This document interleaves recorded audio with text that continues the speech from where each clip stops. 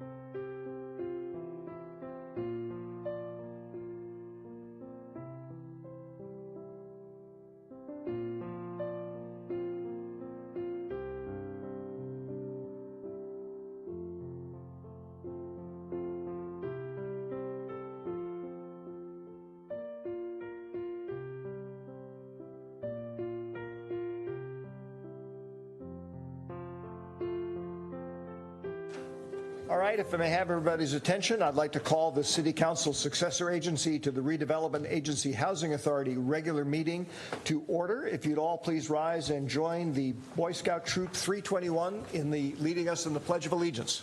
Thank you.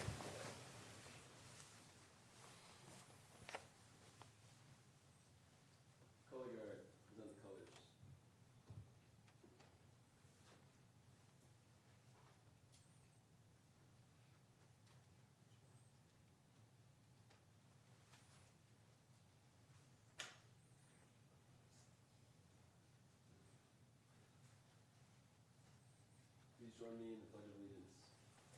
I pledge allegiance to the flag of the United States of America and to the republic for which it stands, one nation, under God, indivisible, with liberty and justice for all. If you'd like to accompany me, please join me in the Scout Oath and Law.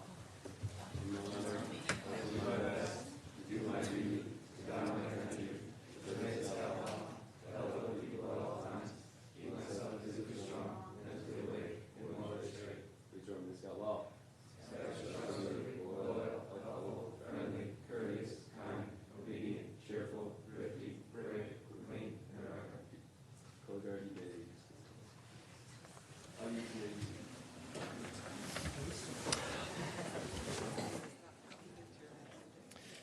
Thank you, gentlemen. That was very well done. I have to admit, I don't know if anybody else was. I was actually a little confused because we had two U.S. flags here, but theirs was bigger. So theirs was bigger. So that's the one I saluted. Do we have any changes to the order of the agenda? Nothing from staff this evening, Mr. Chair. Anything from the dais?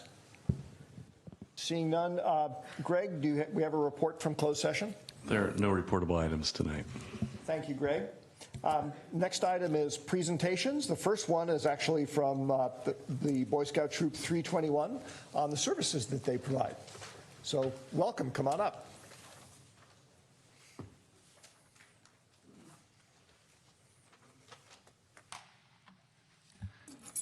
Good evening.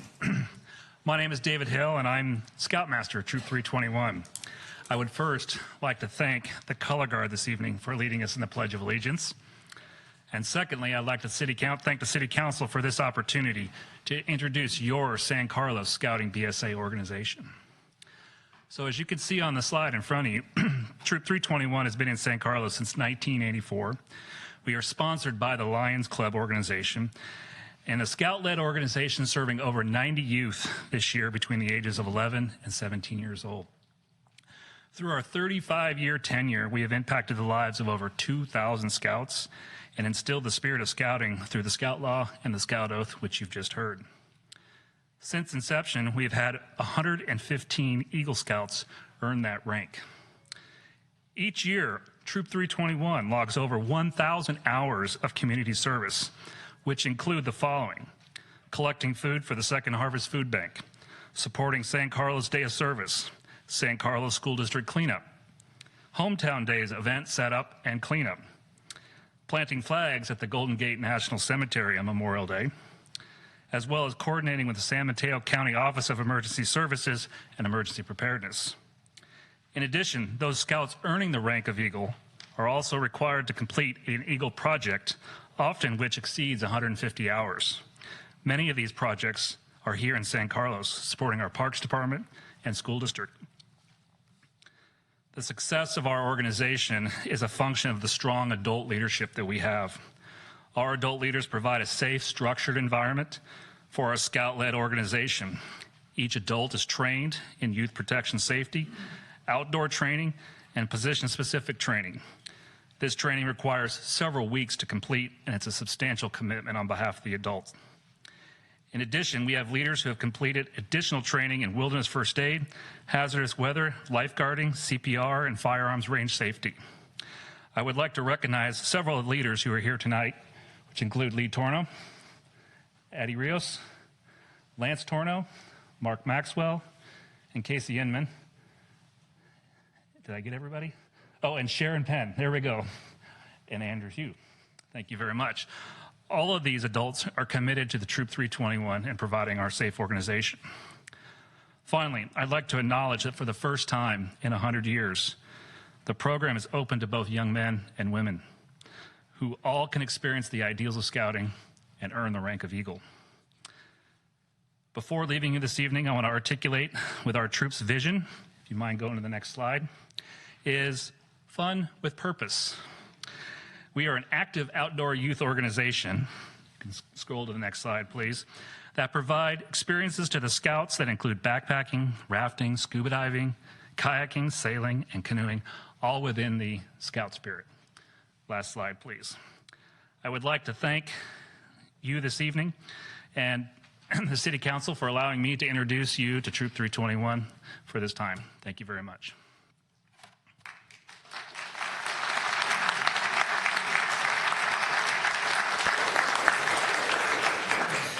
Thank you for that great overview, David, and thanks too for all of the folks in the community that help make Scouting what it is, both for Boy Scouts and Girl Scouts. You guys do a great job, and you set a great example for our young people, which is very, very important these days. So thank you. The next presentation we have is actually of a proclamation recognizing May 19th to 25th as Public Works Week. Do we have, Jeff is, there's Steve, good.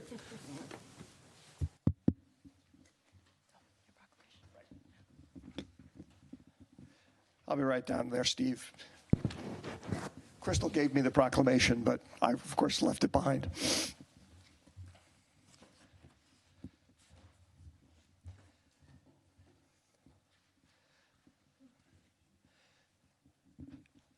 You have both the honor and the responsibility of leading a very, very important group of people to our community and in our city.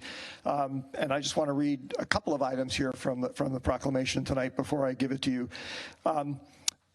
Whereas our outstanding public works team rebuilds, improves, maintains, and protects San Carlos's sewers, storm drains, streets, parks, public buildings, and solid waste collection systems. And whereas San Carlos's public works professionals are unsung heroes of our community because they do their job so well, they are generally unrecognized by the public at large. I just personally and on behalf of the council want to thank you and your team for everything that you do.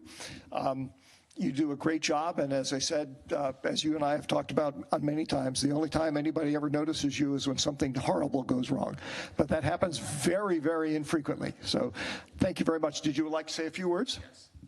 So, Mr. Chair and City Council members, on behalf of all the Public Works professionals in the city, I would like to thank you for recognizing May 19th through May 25th as Public Works Week.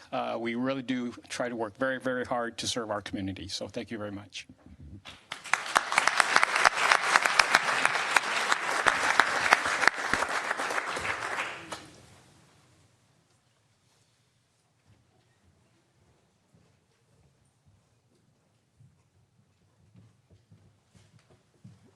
Okay, next item on our agenda is public comment. This is a period of time for people who would like to address the council on matters that are not on the agenda to do so. Anybody who wishes to address an item that is on the agenda, we will provide time for that during that agenda item. In the interest of the fact that we have quite a few speakers on various topics tonight, I am going to ask you to be pretty strict about following the 2-minute rule that we have. There's a timer up on the podium that'll not only count down the seconds, but will also start flashing colored lights at you as you get close to the end of the 2 minutes, which is a good reminder. So the first speaker we have for general comment is Elaine Salinger, followed by Mike King. Good evening, Elaine. Good evening, Honorable Mayor and Honorable City Council members. It is my belief that the federal government is not where the real work is done that impacts our daily and immediate lives. The federal government really does not create these types of policies, and that I believe that the real work is done at the state and city level in places like this. And so I really want to thank you very, very much. I think the work that you do is extremely important. So leading starts with vision, and I would like to suggest that you lead with a vision that most people traveling by bike and by public transportation. This vision will reduce our carbon footprint, it will reduce our traffic congestion so that people will stop asking for another lane on 101, and it will make us healthier. And what is the path to having more people bike and use public transportation? I believe it's having protected, dedicated bike paths along most major transportation corridors and up to transportation hubs. And why do I think this? Well, I think it's because when people feel safe, that they will get on their bikes. And last year's Caltrans District 4 plan said that 50 to 60% of people said that they would bike if they felt safe. So I think that's really important to take a moment and really absorb that. If you're not a bicyclist, it's hard to fully appreciate how unsafe you feel, or people like me anyway. Maybe if I were 20, I would feel safe, but anyway. So when you talk to builders and city planners, they may say that there's not enough space for a dedicated bike lane, but it is your job to stand up to them and to tell them that it is your city's priority. They may say there's not enough money for dedicated bike lanes, but bike lanes cost a tiny fraction of car lanes. And the jewel at the end of the road is 50% less traffic. More fit people, healthier people, happier people, and more local shopping. So I'm specifically asking that you have dedicated continuous bike lanes on major roads or on adjacent roads. So if the bike lane stops and there's nothing there, it's not very helpful. I'm asking that all large building projects include funding for dedicated bike lanes to major transportation hubs. And I'm asking for an ordinance from you so that builders expect this when they start planning. And the third thing is I'm asking that all building projects on major traffic corridors like El Camino include a dedicated bike lane next to their sidewalk in front of the project. Elaine, could you move to wrapping up, please? Yes, and in conclusion, I am asking you for the vision to transform how we travel for the health and our well-being and for the health and well-being of our planet. Thank you so much for your kind attention. Thank you, Elaine. Mike King, followed by David Britton. Thank you, Mr. Mayor, council members. I'm here to withdraw my recommendations for a moratorium. And based on the fact rereading the housing plan, you have a good plan. And the plan is about 84% already on the way to making the total number. Doubt if you'll make the very low and low numbers, but you may make the moderate numbers. And the short of which is the recommendation to do it yourselves. Form or consider at least forming a nonprofit housing agency which will get the money and be able to build the units themselves. But I hope you would continue to adopt a policy that this council has had for many years: get the money before you do it. Secondly, that one of the sources of that money are these commercial properties that provide a significant part of the funding for these locations. Finally, I urge you to revisit the opportunity sites and consider some other sites that are really available to fill the need. First of which would be, controversial though it may be, the North Crestview site, which could offer approximately 100 units. The 2 Holly Street sites, north of Murphy, the North Murphy site to Taylor, the South Murphy site to Branston. And finally, the 1200 and 1300 block of San Carlos Avenue on that corridor could provide as many as 136 units. But again, keep in mind the urgency to move forward as quickly as possible, because it's going to take a couple of years to do this. And the bigger fear is really SB 50 or something like it, because it will never go away. Thank you. Thank you, Mike. By the way, I forgot to introduce you as former Mayor King, so apologies for that. Next up is David Britton, followed by David Pollock. Good evening, David. Good evening. Hi, my name is David Britton, and I'm here representing a group of San Carlos residents who are part of Citizens Climate Lobby, a non-partisan group lobbying for federal action on climate change.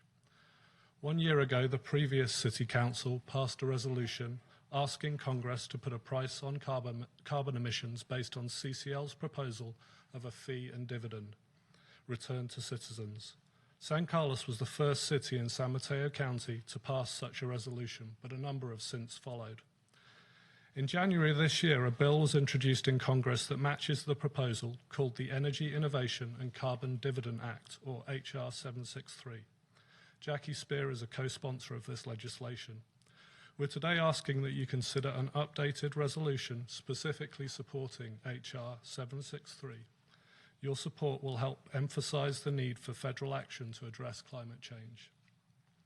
The bill is an effective way of reducing U.S. emissions by 40% over the next 12 years. It will improve health and save lives and deliver a monthly dividend check to help lower and middle Americans cope with the cost.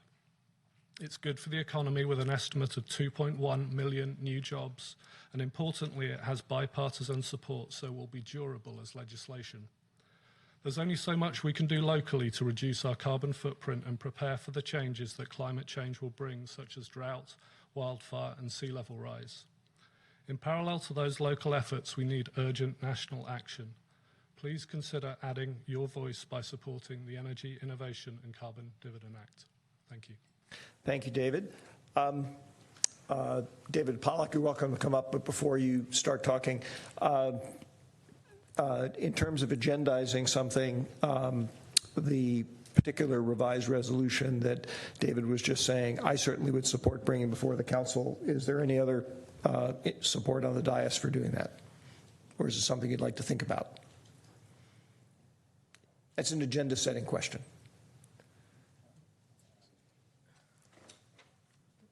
Procedurally, are we okay to be doing agendizing? I believe we are, but Mr. Rubens, or am I okay doing agenda setting at this point? Well, we do have a place on the agenda to do it if we want to save them and put them all on towards the end of the meeting. Isn't that when we normally do it? I was just trying to be polite because the speaker specifically asked for it. But there's no prohibition on doing it now during public comment. It's just I think we structured the agenda that way. Yeah. Well, is there anybody else who's interested, since I brought up the issue, or we can discuss it later during agenda setting? I'm interested. All right, that makes two, and there we'll put it on the agenda for discussion and action. Adam, you're looking a little quizzical. No, okay. I couldn't remember if we had a rule of 3 or 2 people. Changed it to 2. Good evening, David Pollack. Sorry about the delay. So. No worries. I'm glad to see that housing has been on the agenda for the last few council meetings, and now I need to ask myself what happens next. Gleaning from the back and forth that I've heard on the dais among council members and staff, it sounds like availability is clearly a priority, and I need to look at the council's strategic plan to better understand what that looks like. Council members have apparently directed staff to look into holding community dialogues around housing along the lines of the wildfire events and the pedestrian planning. Staff is looking into low-hanging fruit to make affordable housing more attractive to developers. Council is, city attorney is looking into how to define a moratorium or a slowdown in commercial growth until economic development plans can be revamped. And if I'm not mistaken, I thought I also heard the idea floated of coming up with a strategy for housing availability at all levels. Not quite clear what has happened with that. It's all good stuff, but what I'm not seeing is a clear plan of action around moving ahead in a sort of a cohesive, coordinated manner. Maybe there is, but I'm just not seeing it. So it's my hope that we can turn a desire to do the right thing into a plan of action in doing the right thing for housing affordability at all levels. Thank you. Thank you, David. Is there anybody else who wishes to address the council on an item that's not on the agenda tonight? Okay, seeing none, we will move on. Next item is council communications and announcements of a brief nature, because there's another section at the end of the agenda where we can go into more depth if necessary. Yes. 2 really fast things. One, at this month's CCAG meeting, we recognized a couple of San Carlos students for their walk to school posters. One, Parker Evans from Arroyo and Callan Edelman from Arundel. Which was great. They were one of a handful from the whole county that were awarded that. So congratulations to them. And then just to think about when we get to agenda setting, we approved at CCAG approximately almost $1.95 million for grants for bike and pedestrian improvements. Knowing that we have this plan in place, I just want to July 25th is the deadline for the grant proposals for that. So just to make sure, hopefully our timing can meet that since there's money available from the county and CCAG. Thank you, Adam. Other comments from the dais? Sarah? I'll just add, since I'm on the commute.org board, that I wanted to thank our community members for participating in the Bike to Work Day on May 9th. We had an Energizer station here in San Carlos, and I hear it was very successful. And I also wanted to let you know that at our last meeting, you guys approved putting my name forward to join the Housing Endowment and Regional Trust, and I wanted to let you know that I was appointed, and I'm very excited about that. So thank you for your vote. I believe the traditional response is, may God have mercy on your soul. But congratulations. I'm glad they followed our advice. Ron, Laura? Okay. I just have one brief item, which I had the pleasure, my first time doing so, because when I was last chair or mayor, we didn't yet have the Citizens Academy. I got to hand out the awards and talk to the class that recently completed Citizens Academy, and they learned a lot. They really loved the program. We got a bunch of really great feedback, very good discussion. I encouraged everybody at the end, as I'll do this now since the room is sort of full, this whole governmental process in a democracy only works when people get involved, and there's lots of ways to get involved, ranging from volunteering on commissions and going all the way up to running for office. So please think about that. That's what I told them too, is it only works when people get involved. And last but not least, the food was really, really good. In fact, I think I commented that it was the best food I've ever seen at a city event. So that's another reason to enroll in the Citizens Academy if you ever get the opportunity to do that. that, we will move on to the consent calendar. These are items normally approved en masse by the council without discussion, although any council member can ask to have one or more items removed. And I actually, as soon as I figure out which item it is, have an item that I want to ask to be removed and addressed separately. Hang on a second.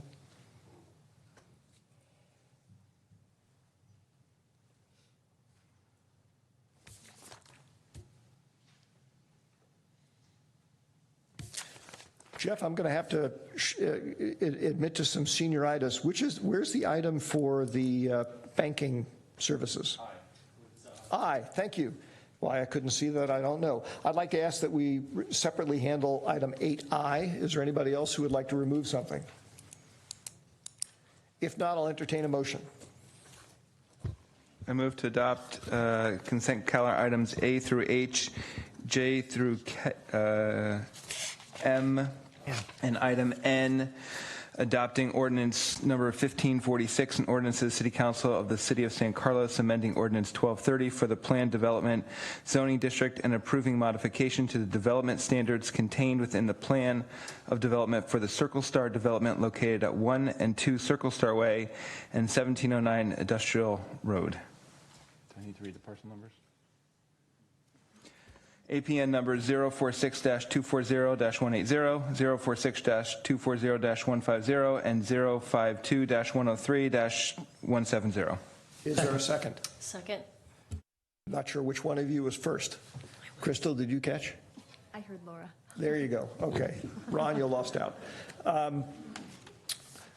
Crystal, would you please call the roll?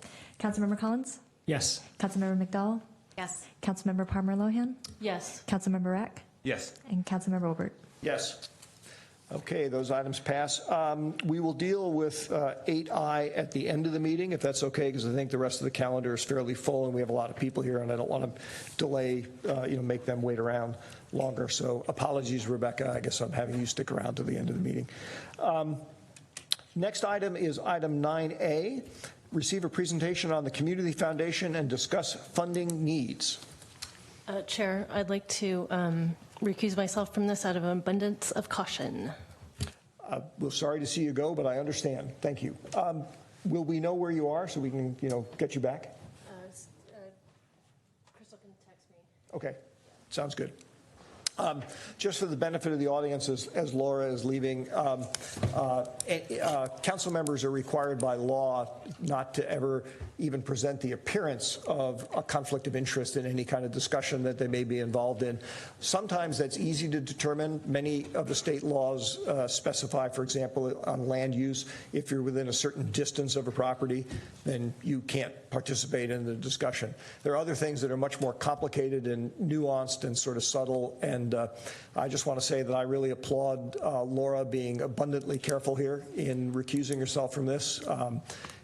Because I think she sets a really good example for the rest of us to follow. So with that, who is doing the presentation?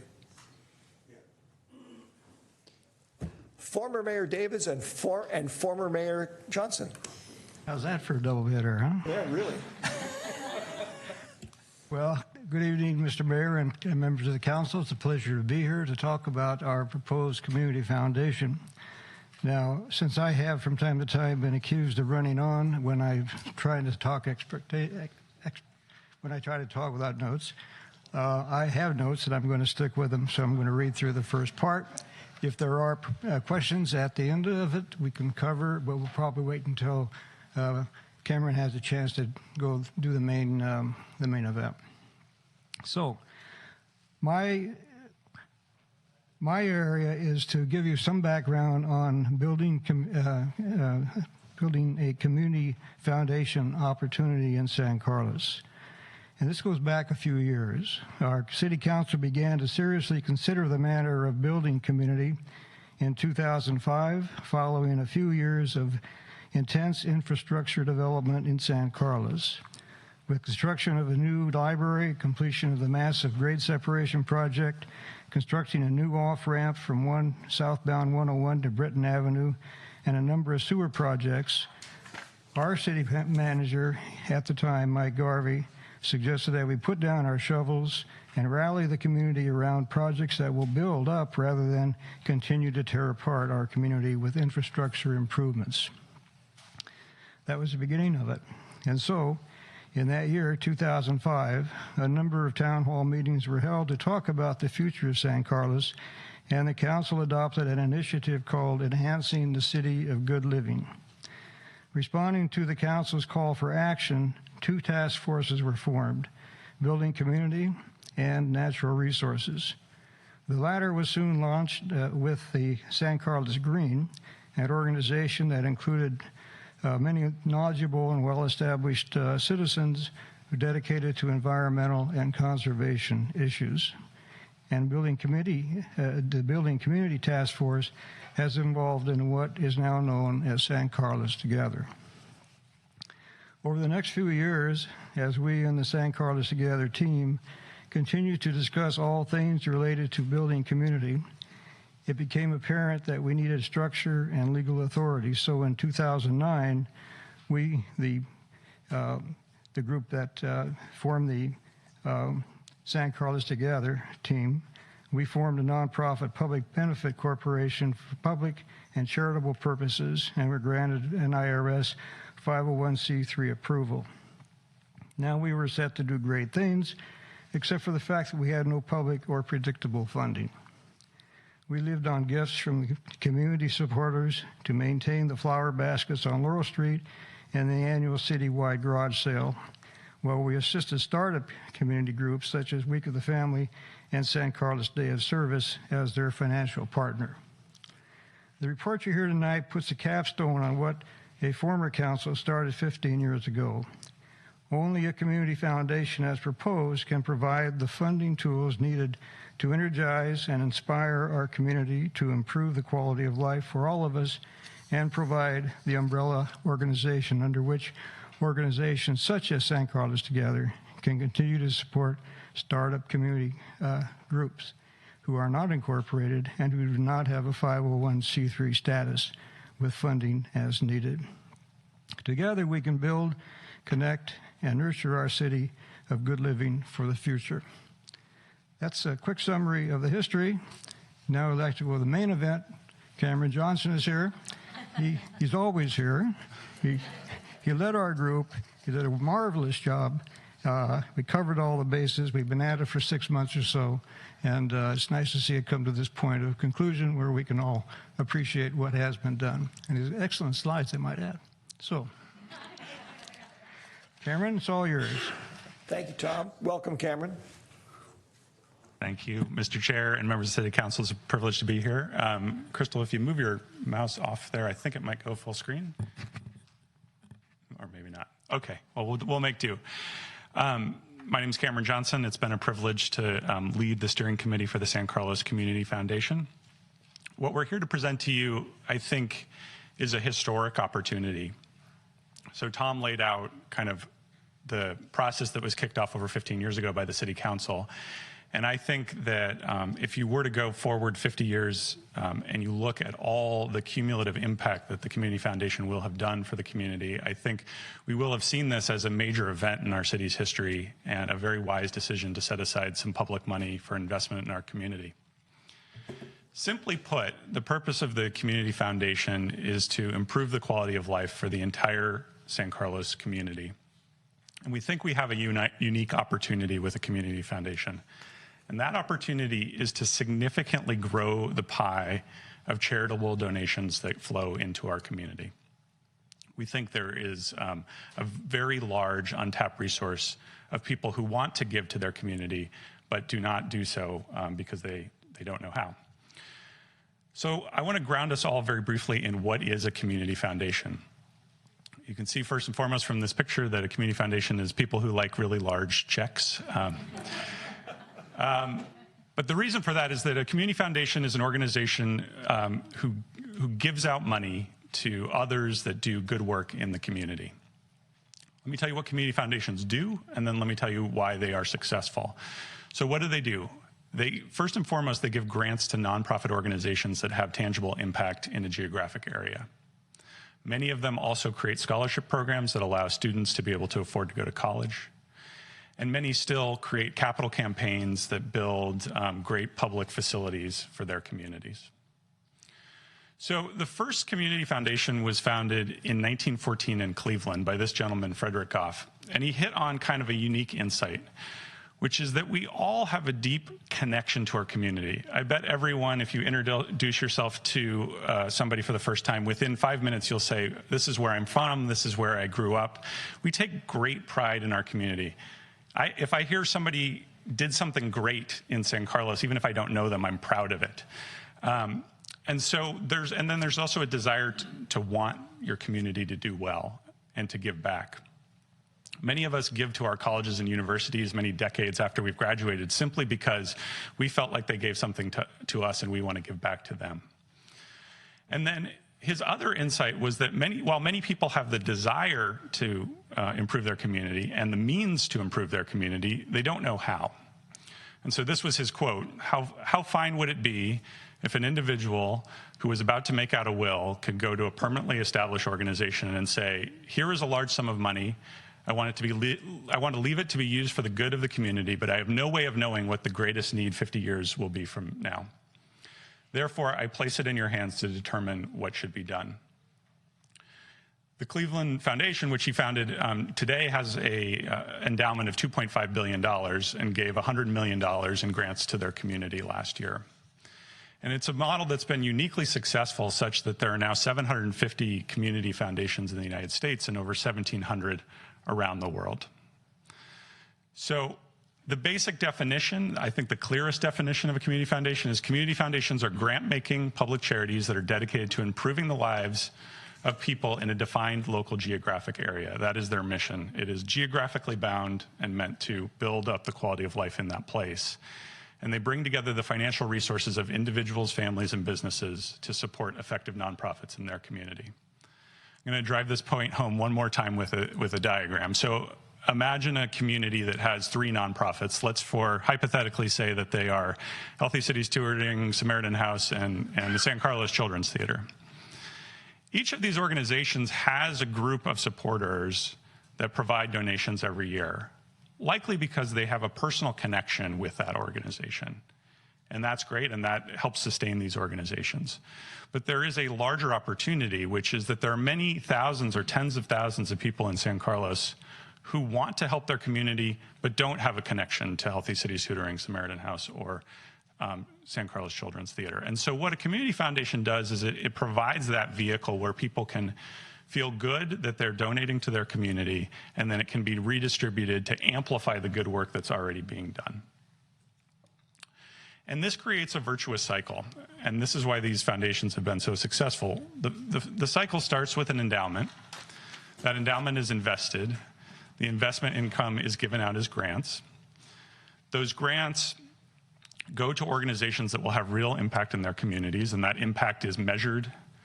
And then that impact is communicated back to the community. So every year, they hold events, they do annual reports, they come to the city council and they say, this is what we have done for the previous year. And then they go back to the community and they say, because of this impact, we're asking for additional support.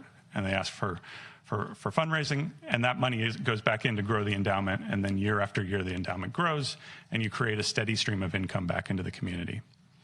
To give you some intangible examples, here's a few community foundations from California cities of sort of similar size to San Carlos. I drew some on the lower end. You can see the Gilroy Foundation put $830,000 back into their community last year. On the higher end, Santa Cruz put $5.8 million back into the community in 2017. And it gives you a sense of the range. Many of the larger community foundations have endowments in the billions of dollars. So let's talk specifically about San Carlos. So how can a community foundation help San Carlos? So first and foremost, as we've mentioned, we can amplify the work of existing nonprofits. There can be more people tutoring for Healthy Cities Tutoring. There can be more people serving clients from Star Vista. And when we talk about nonprofits, you should think about the nonprofits that we all know and love that are based and headquartered here and contribute every day to the civic life of our community. But then also think about the many organizations that exist in the county that serve clients in in San Carlos for things like domestic violence and mental health and alcohol and drug rehabilitation services, LGBT services, senior services, housing, and so forth and so on. Second, the Community Foundation will partake in capital campaigns to help fund and build amazing community projects that create a legacy and create great public spaces for our community. Third, the Community Foundation will inspire new volunteerism. So many people have great ideas, but there are a lot of ideas that never got off the ground for lack of $1,000 here or $5,000 there that could have taken a great idea and created a great ongoing organization.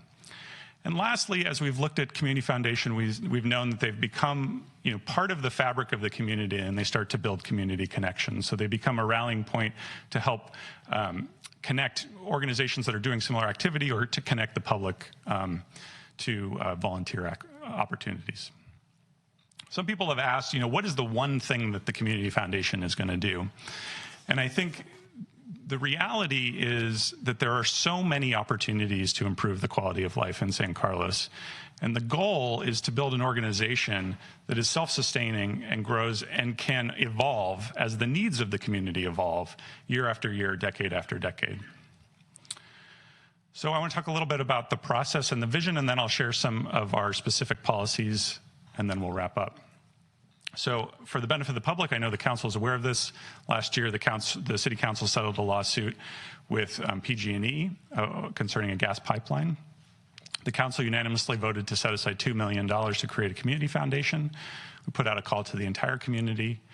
We had 56 people apply to serve on a steering committee, and 15 were selected, and we began meeting in November. This is our steering committee, and many of them are here tonight. This is an amazing group of people. It's been a great privilege to work with them. They represent people who are in their 30s through their 80s, people who grew up in San Carlos to people who just moved here a couple years ago. And I would say they share two attributes. One is that they have a great desire to have a positive impact in their community. And secondly, they have a great expertise in foundations, nonprofit organizations. I wanted to just ask them briefly to stand up, if you wouldn't mind. Just to be recognized here. All right. Thank you very much. They've done great work, and it's been a great pleasure to get to know them. So we started by examining dozens of community foundations around the country. We went through a visioning process. We created committees to put together the nuts and bolts of the organization, and we've started doing outreach to nonprofits throughout the community, and which is an ongoing thing that we're doing. So our vision statement is that the vision is to inspire community engagement and build community connections, to be stewards of our public places and natural environment, and to strengthen the quality of life for the entire diversity of the San Carlos community now and for future generations. And our mission is that the San Carlos Community Foundation performs strategic philanthropy to create and amplify sustained and measurable impact for the San Carlos community. We also asked ourselves, where do we think this organization will be in 25 years, and what will it have accomplished? We think we will have had significant impact in areas of community need. We will have led capital campaigns to build new community spaces. We will have seeded numerous new volunteer activities. We will have an endowment in the tens of millions of dollars that's generating income for our community. We will be a connector for community volunteerism, and we will be deeply woven into the fabric of community life here in San Carlos. So how about the specifics? First and foremost, we are going to be a grant-giving organization. We anticipate 2 grant cycles per year. Those grants will go to nonprofits, and we will preserve the San Carlos Together organization to be able to give grants through that organization to non-501c3s, things like the Week of the Family, or other new organizations that are created by neighborhoods and citizens in San Carlos. We will base our grants on the likely community impact, and we will measure that impact. And we are hoping to start with $80,000 of grants in the first year and to grow quickly thereafter. For capital campaigns, we think they're an excellent way to have impact on the community and to get the word out about the foundation. As we do them, they will be a separate fund from the endowment, so we will raise money for that project, however much it is, and then we will present that funding, and that will be separate, and people will donate to that as a separate fund rather than the overall community foundation. And we will look to the city council to identify what the top priority projects are and where we can have the biggest impact, because ultimately the city is going to have to own and maintain any project that's built. In terms of investment, our goal is to generate investment income, and so we will be investing in moderate investments to grow the endowment rather than just to preserve it. And our goal is to grow that endowment. 75% of all fundraising dollars that come in will go directly into the endowment, unless a donor specifies that they want their donation to be deployed in that calendar year for grants. And in terms of oversight, we'll have an investment committee. We'll employ the services of outside financial advisor, and we'll do annual reporting both to the public and come here to the city council and talk about what we've done and what our financials are. In terms of fundraising, I want to emphasize that our goal is to grow the pie. We think there's a significant untapped opportunity. Our target is, affluent people in San Carlos who don't give to their community. They might give to the Sierra Club, they might give to a national organization, but they don't donate here today. We understand that there's lots of organizations that are doing fundraising, and we want to be respectful to that. We want to make sure that we are focusing first and foremost on kind of the untapped opportunities out there. And our strategies for fundraising will be fundraising events, an annual giving campaign, and we think there's a big opportunity with estate giving for people who have grown up in San Carlos, raised their children in San Carlos, and want to give back to San Carlos even after they're gone. We'll be organized by a board of community volunteers who will serve 3-year terms, up to 2 consecutive terms. We don't anticipate any paid staff for the foreseeable future. As I mentioned, we'll do an annual report to the city council, and all of our meetings will be open to the public. Specifically with our relationship with the City Council, we've had great discussions with city staff and members of the subcommittee on this, and the recommendation on all sides is to be an independent 501c3 organization that has no formal relationship with the city. Although we do think it would be wise that the City Council put an annual reporting requirement as a condition of the endowment. And we think it makes sense, if the city would like to take over the existing city council grant campaign or grant program, so that the city council would instead do a block grant to the community foundation, and if an organization was looking for a grant, they would be directed to the community foundation to put in a grant application there. And then finally, we want to start having immediate impact to kick off that virtuous cycle that I talked about. So we're requesting some startup funds so that we can make grants in the first year and to pay for some startup marketing and outreach efforts. So that's our presentation. We would welcome any feedback that you have about how to improve it, any questions you might have. But in closing, I would just say we look forward to being, part of the fabric of the San Carlos community, and we appreciate it. Thank you. Thank you, Cameron. Jeff, I just want to make sure that we're all clear on what we're doing here tonight, because this is a big and complex topic that actually is going to come back for, there's no approval tonight, but there's going to come back for approval at various points in time. So if you wouldn't mind reminding me of what we're doing here tonight, what staff's looking for, and what the future timeline kind of looks like. I'd be happy to. I think the purpose of tonight was for the folks that are working to form a community foundation to have the opportunity to have a dialogue with the city council and the community and share the progress and the vision that they've created. It provides that touchstone to, I think, make sure they're feeling like they're on the same page as the council, who helped encourage this dream more than a year ago. The staff, now that the group has worked on and sort of formalized their plans in terms of what structure they're going to assume, we're planning on beginning our work on the draft of an endowment agreement. We anticipate that the council likely will have that in front of them in draft form for consideration late August, most likely in September. But that's the time frame we're targeting right now for that work. That's where the council would actually be voting on an item. So I think tonight we're just looking for commentary and making sure that the council's satisfied with the process and where everything's going. And if not, get your thoughts on how, where, and when, and why we might redirect. Thank you. Just to clarify something, are we, maybe I misunderstood, are we not also potentially giving staff direction on whether or not, on what, if anything, to include in the upcoming budget cycle for this proposed or requested $200,000 of additional funds? That certainly would be helpful. That we're going to be having a study session on the budget at our next council meeting, so it certainly fits within the scope of this item to get that feedback. Or, you know, if you have any additional ideas between now and the next meeting, it will fit there as well. Ideas we always come up with.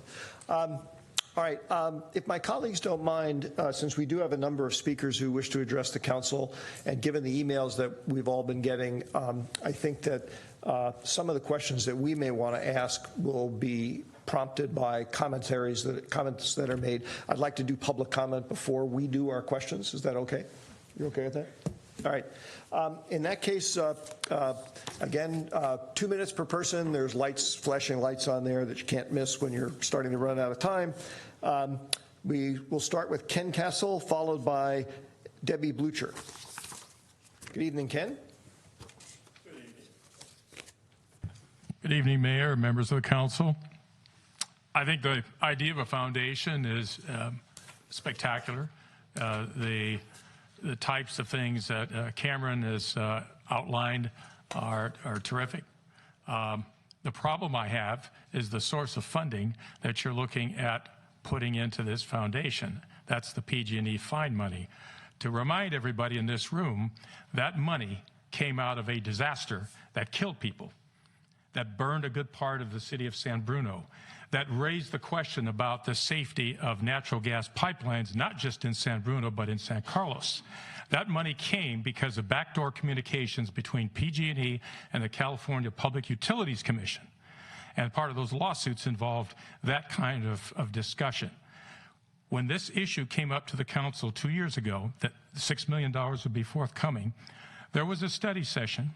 There was never a formal vote. There was never a formal meeting to approve the disposition of that $6 million. And suggestions were made. Let's put $3 million into the Holly interchange. Let's put $1 million into affordable housing. And by the way, let's do $2 million for a foundation. Did it not occur to any member of the previous council that money that came out of a public safety disaster should be put into public safety projects in this city? Whether it's sidewalk improvements, whether it's sidewalks for schools that should have them, whether it's wildfire protection, whether it's traffic signals, whatever it is. No discussion. Not a single member of the council had any kind of connection to what that money was all about and why it came here. And I really think we need to revisit that. I'm good with a foundation, but I'm not good with putting all that $6 million into things other than public safety projects. Thank you. Thank you, Ken. Next up, as I mentioned, is Debbie Blucher, followed by Tara Evans. And apologies if I mess up anybody's name, as I frequently do. Hello, my name is Debbie Blucher. I'm the parent of, thank you for your time this evening. I'm the parent of 3 children who are in the San Carlos School District, and I am interested to hear more about the Community Foundation and how it can enrich our community. But on the flip side, I'm very concerned in regards to what it may do to our schools and the SCEF fundraising should a partnership not be created with SCEF. The grant SCEF gives to our school district is flexible and less restricted than most of the other funding, allowing our district to fill important gaps that provide crucial programming that make our schools enriching and engaging. Programs SCEF funds, such as music, the library, field trips, school counselors, and smaller class sizes, are just some of the programs that are crucial for a well-rounded education. Good schools make for a strong local economy, which in turn influences housing prices. We are soon likely headed into a recession where residents may restrict their giving and will also be asked to pass new parcel taxes and school bonds. What happens to the quality of our schools if SCEF cannot gift this very flexible grant amount each year? We need a strong planning process that ensures that a new foundation supports and does not impede other nonprofits from reaching their own fundraising goals. Our school district is facing a $2.5 million in cuts due to state underfunding of public education. On May 8, 2019, there was a huge public education rally along El Camino, up and down the peninsula, demanding adequate education funding from the state. My family and other San Carlos residents were heavily involved in the rally and galvanized around this issue. The optics of this acute education budget crisis, just as the city creates a new foundation, are really poor and undermine the true urgency SCEF has been trying to relate to its donors. I just feel that a longer planning process would be prudent and that the $200,000 not be included in the current budget for the Community Foundation at this time, and instead to have a longer planning process involving residents and other nonprofit stakeholders. Debbie, if you could move to wrapping up, please. Thank you for your time. Thank you. Next up is Tara Evans, followed by Jennifer Rudy.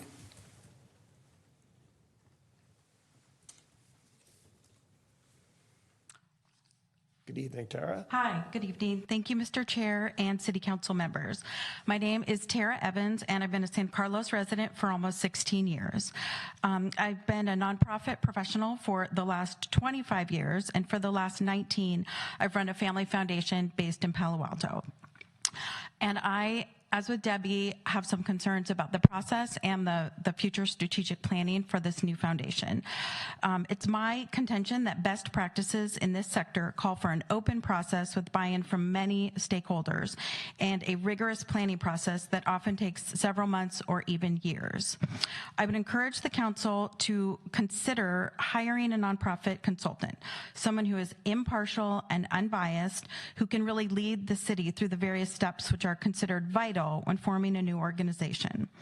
I feel that a comprehensive and transparent needs assessment of the entire nonprofit community would be helpful to determine what the actual needs of this community are.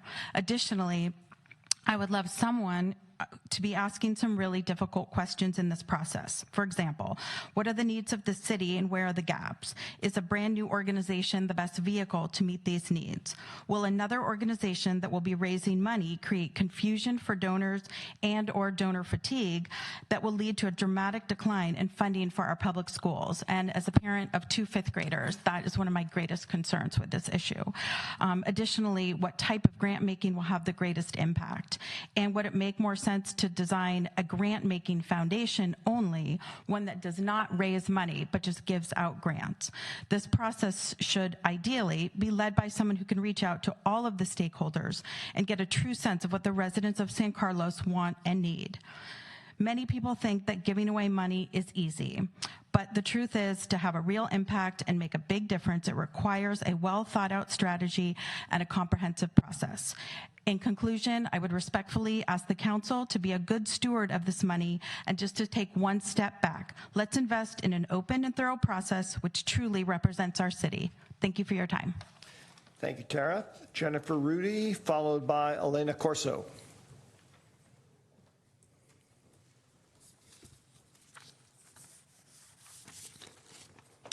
Good evening. Good evening, council members. My name is Jennifer Rudy. I currently serve on the board of SCEF, but I want to take that hat off truthfully. And tonight talk to you from the perspective as someone who's an 11-year San Carlos resident and a 20-year nonprofit professional. I'd like to share my perspective as someone who's been a funder at a large private foundation. What I learned as a grant maker is that while physically giving away money is easy, being thoughtful, impactful, and most importantly, responsible is not. To that point, I firmly believe it's imperative that much more planning, collaboration, and due diligence take place before following through with what I feel is a very aggressive summer 2019 launch timeline and current $200,000 budget request for this proposed new community foundation. When a proposal came across my desk as a professional at a foundation, a nonprofit unequivocally had to answer these questions to even be considered for funding. Could they demonstrate a specific problem or need based on data? How have the target population and all community stakeholders been involved in designing the program for which they're asking for funding? Are there other organizations working in their community with whom they could solve this issue? And have they entered into mutually beneficial agreements to avoid duplication? Do their objectives, budget, organizational model, and available financial and human resources align with the need they've demonstrated? The ability for an organization to meet this standard is simply a fundamental hallmark of effective and responsible philanthropy. In its current form, the Community Foundation would not move forward in my approval process yet, and I really want to hit the yet home. Instead, I'd reach out to them about a possible capacity building grant that would fund a needs assessment to crystallize their objectives based on need, and I would ask for the council members to move the foundation in that direction. I read a quote this morning, I'm wrapping up. There's no power for change greater than a community discovering what it cares about. I ask you to back up and allow us as a community to be engaged in the process, and we all will benefit as St. Carlins. Thank you. Thank you, Jennifer. Elena Corso, followed by Cynthia Wiggin.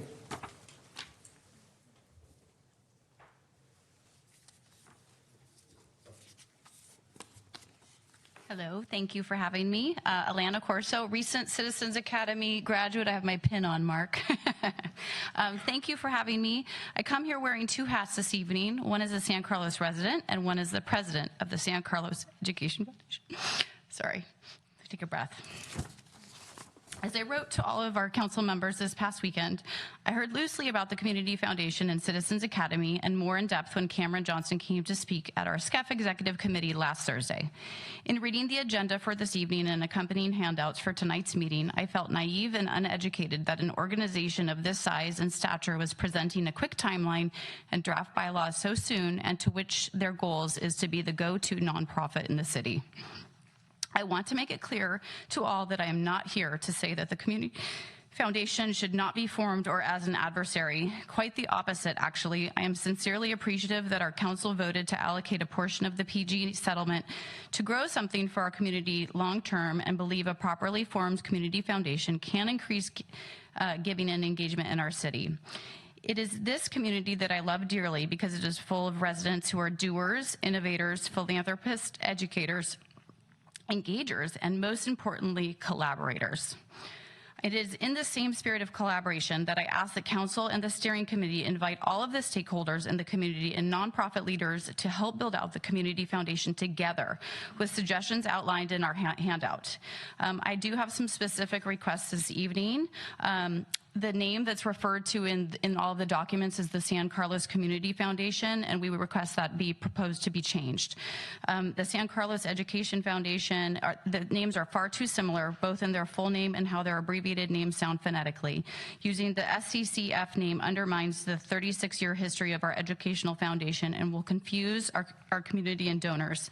SCEF's branding is important to our success, donor recognition, marketing, and value. And my time's up. But thank you for having me. Ed Moore, but. Thank you, Ilana. Appreciate that. Appreciate your honoring the time commitment too. Cynthia Wiggin.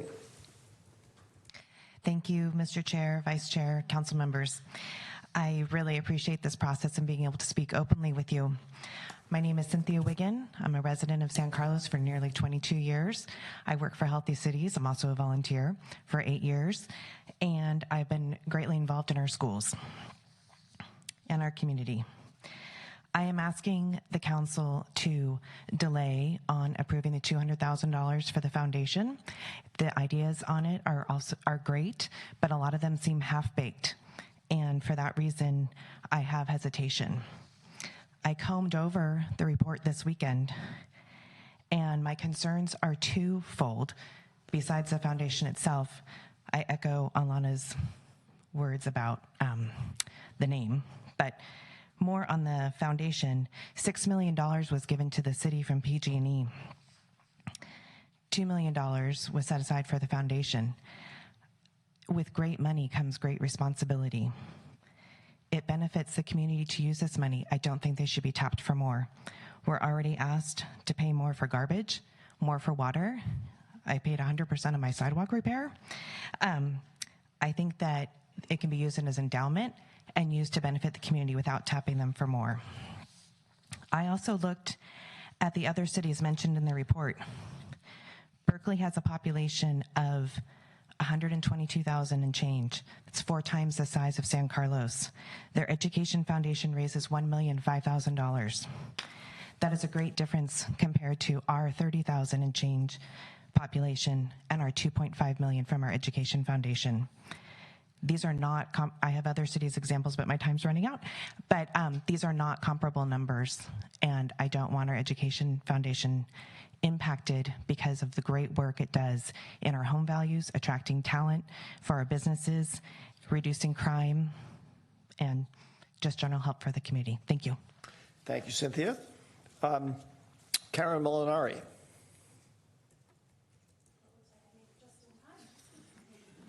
You always were good at timing. Good evening, Mayor and council members. I appreciate the opportunity to speak to you tonight on the next steps of the San Carlos Community Foundation. I want to thank the community members who worked on this effort for the past 6 to 7 months. Sorry, as I catch my breath. My mother, myself, my children, all native San Carlins. We've each had our own unique experiences growing up in this town over the past 70 years, and we've been blessed to do that. I've come to know each and every one of you on the dais and many, many of the people behind me in the audience tonight as a volunteer on numerous organizations and civic engagement activities trying to improve our amazing town of San Carlos. 30 years ago, I took my first position on nonprofit board and have served consecutively since then.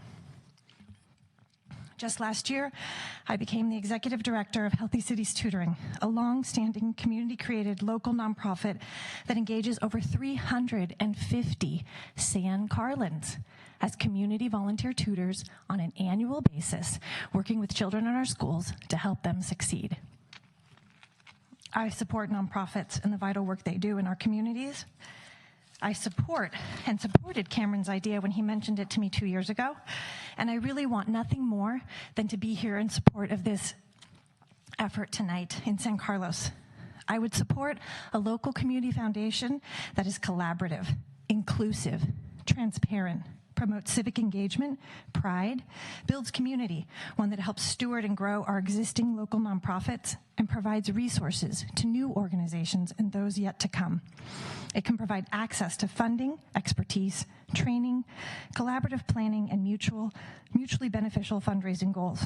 One organization working toward a community goal determined through outreach, needs assessment, and community surveys. This is what I support. And as ED of a local nonprofit, I'd hoped to be engaged as a part of the process. Karen, can I ask you to move to wrap up, please? I will. So I asked the council to direct staff to suggest the committee consider a few items before moving forward. Please engage local nonprofit leaders and board members via a working group to share your plans and solicit feedback and build bridges with those you want to help and support. Conduct a thorough needs assessment of our community and our nonprofits to learn where and how the foundation can have the greatest strategic impact and leverage its resources. Karen, I really need to ask you to wrap up. You're over time. Okay, and the other ways was to set aside matching grants to smaller organizations to incentivize donors. I hope that I can share these ideas. Thank you, Karen.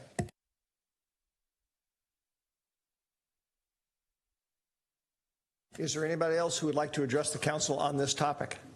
If you do, feel free to step up and hand a card in to Crystal. Okay, seeing none, to the dais, we're now back to asking questions based on the presentation and the public comment that we heard. As has generally been our case, I would rather than go through the lighting system and whatnot, just have at it.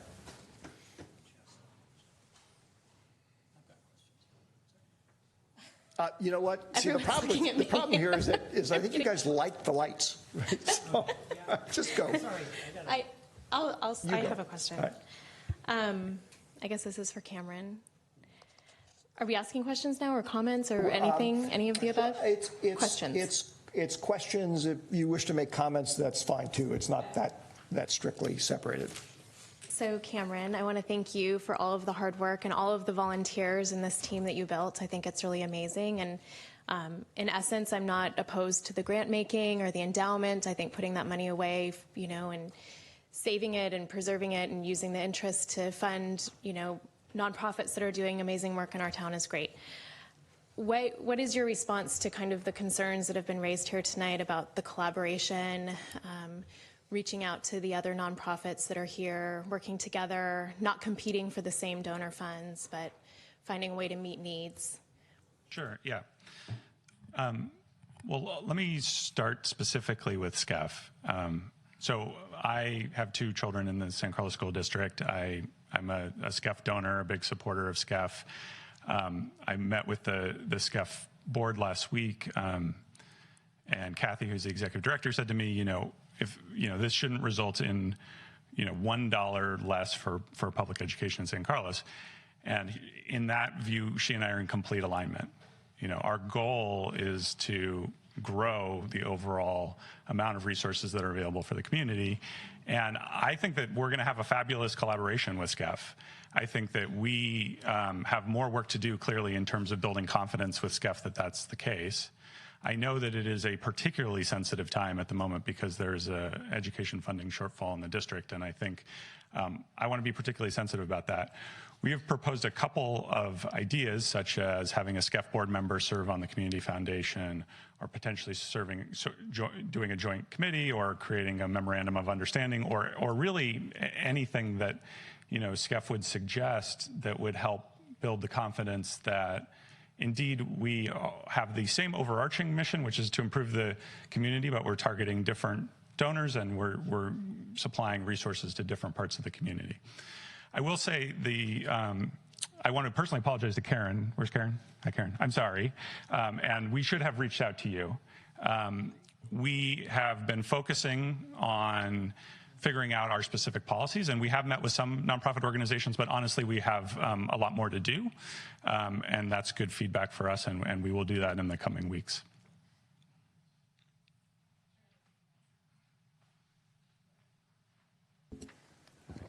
Thanks, Cameron and Tom, for the presentation, and for all of you for all the time and effort you've put into creating this. I certainly think it's a good step for us to be taking to create a community foundation and using some of that funding to build an endowment. Because I do think that there is lots of untapped potential within this community for giving. I see new businesses coming in all the time. I see other opportunities that are there, and it's something we should and can take advantage of, and I think grow the whole pie for everybody on all sides. And I think, I would actually wish you guys were more ambitious in your first year goals, because I think we should think big. And I'm particularly interested, I think, for me, for the capital campaigns, because I do think there's an opportunity there that's allows us to potentially achieve some things that maybe are not attainable otherwise. Things that I hear from the community, things about, a community center, a pool, a theater, more parks, or some things like that, that I think collaborating with the greater community, with the city, there's great potential for that. So I'm excited about that. But I also, I got lots of emails and other things as well. So I would definitely encourage more outreach over the next couple months and collaboration. I appreciate Karen's idea about sort of a working group of the other nonprofits. I think that's a smart idea to reach out and hear from them to do that. So for me, I'm going to, and I guess encourage you to look at best practices as well. I want to make sure you're hearing and you're looking at best practices in terms of, the amount of funding going to the endowment, other things moving forward. Because, and ultimately, I would say that for us the decision is, where do we fund it? How do we fund it? This group can go out and form the foundation, go and run without the city, and do things. And obviously, a partnership and collaboration with everybody would be a better result with SCEF and others and everyone to do that. So I appreciate everything that everyone's going, and I think we'll have more discussion around sort of the startup funding and other things, but I just want to thank you. I'll probably have more questions after, but I'll open with that, with comments first. I'll just say thank you for the feedback.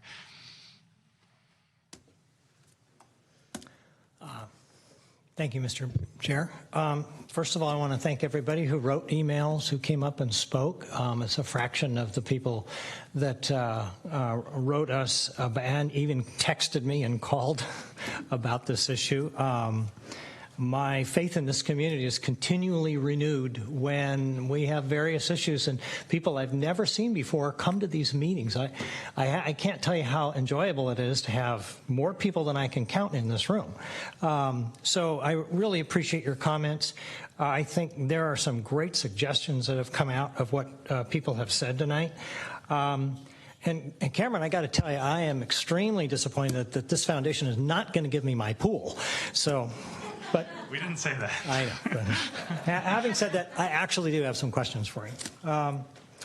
So, obviously, there is a concern among various local foundations about, you know, possibly having too many players and cutting up the pie too much, and people's willingness to contribute being diminished. When you and I met before, you told me you'd done a lot of research and that you had studied other foundations and that sort of thing. So my question to you is, have you seen examples where community foundations have been created in smaller cities like this that had a lot of foundations where it's diminished the giving capacity to any one particular, not just to single out SCEF, but a tutoring program or a children's theater or an athletic program? Have you seen that?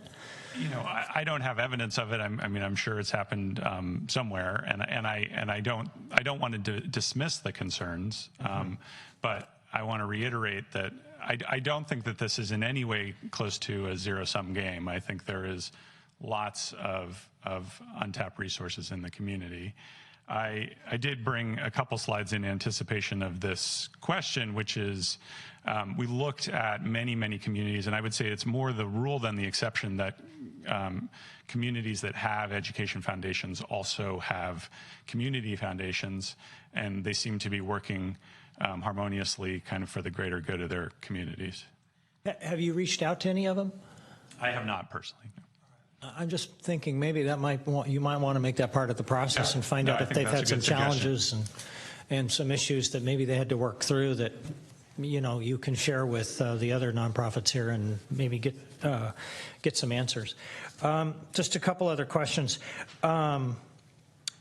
You're creating an endowment that's going to have investment options. What sort of limitations are you going to have in that? I mean, 30 years ago, I would have said you're going to invest in junk bonds, but I mean, today I'd say you're going to invest in IPOs. I mean, what is your investment policy, or how is your investment policy going to deal with your endowment? So we're not going to pick and choose individual stocks or assets. We're going to be invested in funds, and we're going to employ the services of an investment professional to create a diversified portfolio that, you know, has a moderate risk level with the goal of, you know, shall we say, 4 or 5, 6% growth per year. And I think there's lots of models out there of endowments and investment policies. There's more detail in your packet, but that's our approach. Okay. And then when would you expect that this process is completed? When do you expect you'd be fully independent of any involvement with the city? Yeah, I mean, I think there's a couple things that have to happen. The steps would be that the community foundation would have to create its own 501c3 and incorporate and get bylaws. We've had some good assistance from our city attorney in that process, and that will take some months. And then, assuming that the council decides to do so, a transfer of the endowment. And so those would be really the two things. You need an organization with a board with bylaws that's functioning, recognized as a 501c3, and then the transfer of the endowment. And there's obviously some unknowns. So there's the council calendar. Jeff indicated we may come back in September, and then there's the timeline that we would take. So and conceivably as early as the late summer, early fall. Okay. My final comment is that, we've got an incredibly giving community. And it sounds like a lot of these concerns are based on some uncertainty. And usually with uncertainty comes some sort of fear. And so I would encourage you, if you're comfortable with it, make your email address available to all these people. I'll leave it up to you whether you give your cell phone out. Sure. But I think the more... I have it, but no. It's okay. His cell phone mailbox is always full. That's true. I have to send him a text to get him to call me back. Good strategy. But to continue to reach out. I thought you know, a lot of people have, obviously everybody's paying attention now. And I think it's important that everybody feel that they've been heard and that their input has some value, and that what comes out of this is something that the entire community really supports, and that really can be a sort of a, you know, a symbiotic relationship where, you know, the Community Foundation is supporting all the others. I apologize. I did have one other question I wanted to ask you. Do you foresee situations where, say, a particular foundation might have a goal, and a fundraising goal, and they're just short of it? Would the Community Foundation be in a position to maybe grant funds to help them get over the finish line to fund that particular project? Well, I mean, I think conceptually, yes. I think, you know, one of the things that the members of the SCEF board brought up is concern about community confusion. Mm-hmm. And so we share that concern. So if the Community Foundation, say, for instance, is a donor to SCEF, then you really do run the confusion of people saying, well, if I give to the Community Foundation, well, then I've done all I need to do because the Community Foundation gives to SCEF. Right. If they're separate entities with separate missions and separate donors, then I think it's a little clearer for the community. So that, but conceptually, you know, the goal of the Community Foundation is to have the highest impact on the quality of life. And that's how we will assess every grant application. And so hypothetically, if an organization comes and says, if not for this last gap of funding, we won't be able to have this huge impact for our community. Hometown Days will be canceled unless we get the last, you know, $10,000. That's, I think, a perfect opportunity to have impact. Okay, thank you. So thank you very much for the presentation, both you and Tom, and for all the comments that people made, and for all the emails that have been sent in. I definitely understand the sensitivity that people have whenever a new player shows up in an environment. I do have some questions, but I have a couple of comments that I want to make first. One is, and this is sort of deep in history, but Jeff and I tried to go back down memory lane as best we could this afternoon when I raised the issue with him. You know, there actually is an interesting example here of something that was done by the city years ago, which actually is Healthy Cities Tutoring. Healthy Cities was started because there was some state grant funding available for tutoring programs that came to the city, and the city, I don't know whether it's fair to say that the city inaugurated, or I think Donna Becht, who was working for the city at the time, said, hey, this would be a great idea. If you gave me the money, I'll go work on it. But the point is, it was seed money that was put in by the city council to get Healthy Cities going. And that's the kind of thing, so it's, you know, it's hardly unheard of even in San Carlos to do this kind of thing. The other point I wanted to make, just to correct what I think may be a bit of a misimpression based on some of the emails I've gotten and some of the comments that some speakers have made tonight. I believe it would be incorrect to characterize the individuals that you see on the San Carlos Community Foundation board as kind of like having been picked by the council to go off and create something. It literally was, and in fact there was a debate on the dais about exactly this point. It literally was a call to whoever wanted to work on something like this in the community, and a whole bunch of people responded. And it got winnowed down to a bunch of people who have spent a lot of time and effort over the last 6 to 9 months working on this. And in that sense, it's really no different, other than the fact that the city sent out the postcard to ask people to apply. Those same individuals could have found each other anyway and come together and said, gee, we'd like to do this foundation. And once the council decided to put money aside for some philanthropic purpose, to approach the council asking for an endowment. So I just want people to be aware of that. It's not like the city council picked these individuals. I, for one, very much wanted the process to work the way it did because I wanted it to be a grassroots kind of thing. And I've been very pleased with all the work that has been done and will continue to be done. So enough temporarily, at least with the comments. Couple of questions. There was a comment that was new in the public comment tonight, which I have to admit I thought, oh, I hadn't thought about that. San Carlos Community Foundation, San Carlos Educational Foundation. Is there a possibility that the Community Foundation would be open to changing its name? Of course, yeah. We have no attachment to the name. Okay. It's really about the opportunity and the impact, and the name is secondary. So we're happy to change the name if that makes it easier for the community. It sounds like it might. I mean, I'll leave that for you guys to discuss. There was a question that was raised in one or more of the emails that I got today. Basically, I guess what I would say is challenging the notion that any foundation of the scale could run with no paid staff. Now, on the one hand, and I, speaking as a council member, I would probably ask that we put some strings on the endowment just to make sure that it's properly run. When the funds are, we'd actually talk about transferring the funds.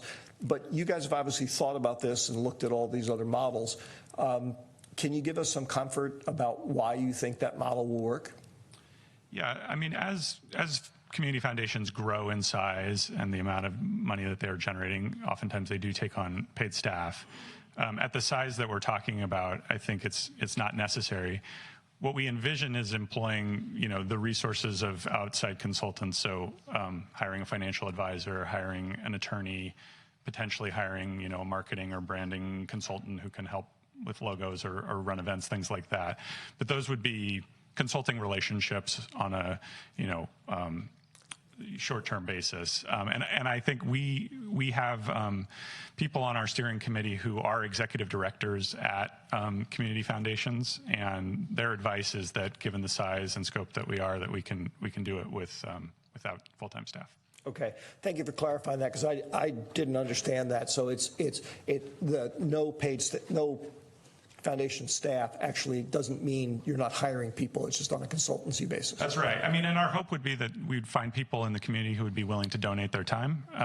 But if we need to consult an accountant once a quarter to help file the taxes, and we have to pay them some money, that's what we have to do. Fair enough. To get down into a little bit of nuts and bolts on the request for some additional funding, as you and I talked about the other day,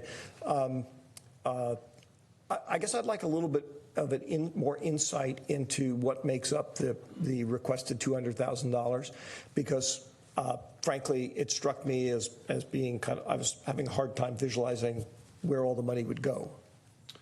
Yeah, so I mean, if we were to start the endowment today, we would have to wait potentially a full year of investment to reap the investment income that you would then go through a grant process to be able to deploy that money into the community, which then would sort of delay kind of the starting of this process probably 18 months or so. And so the way we think about it is, one potential alternative is to say, let's call the endowment 1.9 million or 1.8 million and use some part of that for some additional startup capital. We have looked at kind of budgeted out what we think the grants would be for the first 3 years and what the cost would be to run some initial events and do some branding and kind of get the organization up and running. And so that's the number that we've come up with. And we can provide more detail offline if you're looking for the specifics. Yeah, actually, I wouldn't mind it. Okay, whatever specific you have, that'd be great. Absolutely. So, one of the other thoughts I had was I'd be interested if you could share a little bit of perspective on the sort of the timing of the foundation group, how you chose when to talk to who, because I mean, reading in between the lines a little bit, I think there's more than a little bit of concern, like, hey, we haven't heard from these guys, and so therefore they must be a threat. Okay. Yeah. Whereas when I've talked to you, I don't get the sense that there was no like diabolical plan going on there. So perhaps you could give us a little enlightenment on what was going on. Yeah, there's no diabolical plan. We all work full time and we're city volunteers, and so there's just a challenge of the schedule and making sure that it works with everybody. And that's not an excuse. It's more of an explanation. We have prioritized we took a group of people with a lot of expertise, but we had to form together as a group and get to know each other and figure out what we wanted to do. We had to figure out what a community foundation is and where we could go. And then we had to get into the nuts and bolts of how this would work. So that is why we are here. But yes, I think the criticism that we have not reached out adequately to other organizations is valid. And I think it's something that we hope to correct very quickly. One for now, final thought, and then I'll make sure that other folks here get a chance to ask questions, because I see somebody's light is on. Given the need, as you just said, or the desirability of having these further in-depth discussions with some of the other existing players in town, what's your sense about whether or not the group that you're a part of would be willing to, like the release, let's say, of the $200,000 wouldn't be until later in this year, which would incidentally give you guys a chance to go out and have some of those conversations, so that hopefully when the decision point comes back to us for actually release of funds, followed by the release of the endowment money, there will be more comfort with what's going on. Would that totally disrupt your plans, or is that? No, not necessarily. I think just the practical consideration is that we've asked a lot of a bunch of citizen volunteers and their time. And I think as the sort of leading up this process, I would like to set the expectations with them of how much more time are we asking? Is this an if or a when? Should we start constituting a board? And should we choose among ourselves who wants to move to that board, or are we not at that process yet? And so my hope is that I think the desire of the entire group, obviously we have a lot of enthusiasm. We think that this is a huge opportunity for our community. We're very eager to get going. And given the essentially the green light from the council, we will start to do so. It will start the process of creating an organization and so forth and so on. So it's really at your discretion, but I think the longer we delay, the more momentum we kind of lose in the overall process. That makes sense to me, and I understand the sensitivity. And by the way, thank you for reminding me. Thank you very much to all the volunteers we have in San Carlos who make all of our volunteer organizations work, but particularly for those of you who have joined this new organization. And just to be clear, the way I was thinking, Cameron, is it would not be like the time makes it conditional on it. It's more like the time is just to have some more time for discussion. I personally, at this point, really believe that there is a way for this group of people to work with the other existing organizations to come to a way to work together. Okay, so I'm not trying to make it contingent in that sense. Yeah, that makes sense. I mean, even at our last meeting, we were talking about, even amongst ourselves, if we were to pull some resources, at least to start the filing fee and all of that kind of thing. So, I mean, there's definitely ways to move forward without an appropriation. Okay, Adam. I have a couple questions now. So, Cameron, and I know you touched on with Mark a little bit just on the 200,000. I guess I'd want to get a bit better sense for what I got. Some of it's for grant, but what's sort of the other piece of it, and how do you see that implemented? It would be to do basically marketing and branding and events. So establish a logo, create a website, do some initial marketing to potential donors, host a big, kickoff event, have a booth at the farmers market, have a booth at community events, signage, things that the goal is to get the word out and make it clear to people what the Community Foundation is, what its purpose is, and our belief is that upfront investment in the marketing is going to pay long-term dividends in terms of building a brand that people understand and feel trust in. And then can you talk a little bit more about sort of your thoughts around the board structure with regards to, I know you mentioned about including maybe SCEF on the board or others, and so we've got a bunch of other nonprofits on the board too, and who maybe not as large as SCEF, right? You've got other ones. What kind of role do you see them having, or how can they participate in that? Yeah, I mean, I think that it would be advantageous to have people on the board who either currently serve on the boards of other nonprofits or who have served in the past on nonprofits, a great expertise and community feel about where we can have the biggest impact. And then I would just emphasize that we plan to make every meeting open to the public and to have annual reporting so that we have a very transparent process to build confidence. And I guess, and I think I echo Mark's thoughts on the sort of the need to maybe, and I think you talked about more outreach, more collaboration and opportunity to do that. And I think it's also a question of, you said you've got 2 grant-making cycles, you're going to be looking at things. And in terms of your funding outreach, you've got some of the nonprofits also have, you've got SCEF Day, or Healthy Cities has done some days or other things. And sort of I would encourage you to, as you look through things, how do you not compete with some of those days so you're not bumping up against that as well? So there's some sort of calendar so you can all collaborate around, let's not step on each other's toes while we're doing things. Yeah, I think that's a great suggestion. And I think the theme, which I agree with and has been echoed with the group, is to be respectful, to be humble, and to say this is a new initiative. And as such, people are going to have some skepticism about it, and that we need to earn the trust of other organizations as we grow the foundation. And I guess one other thing on the endowment piece, I guess, and I like the idea of having sort of the annual sort of report back. I also want to put some sort of trigger that if there was a need to dip into that foundation, that we might have a role around that, since you're now dipping into that funding that was given over to the community foundation. I mean, I think that's totally appropriate. It is not the intention of the foundation to ever dip into the endowment, and so any restriction that the city council wants to put in to say foundation may not use, dip into the endowment without expressed approval is consistent with what our intentions are.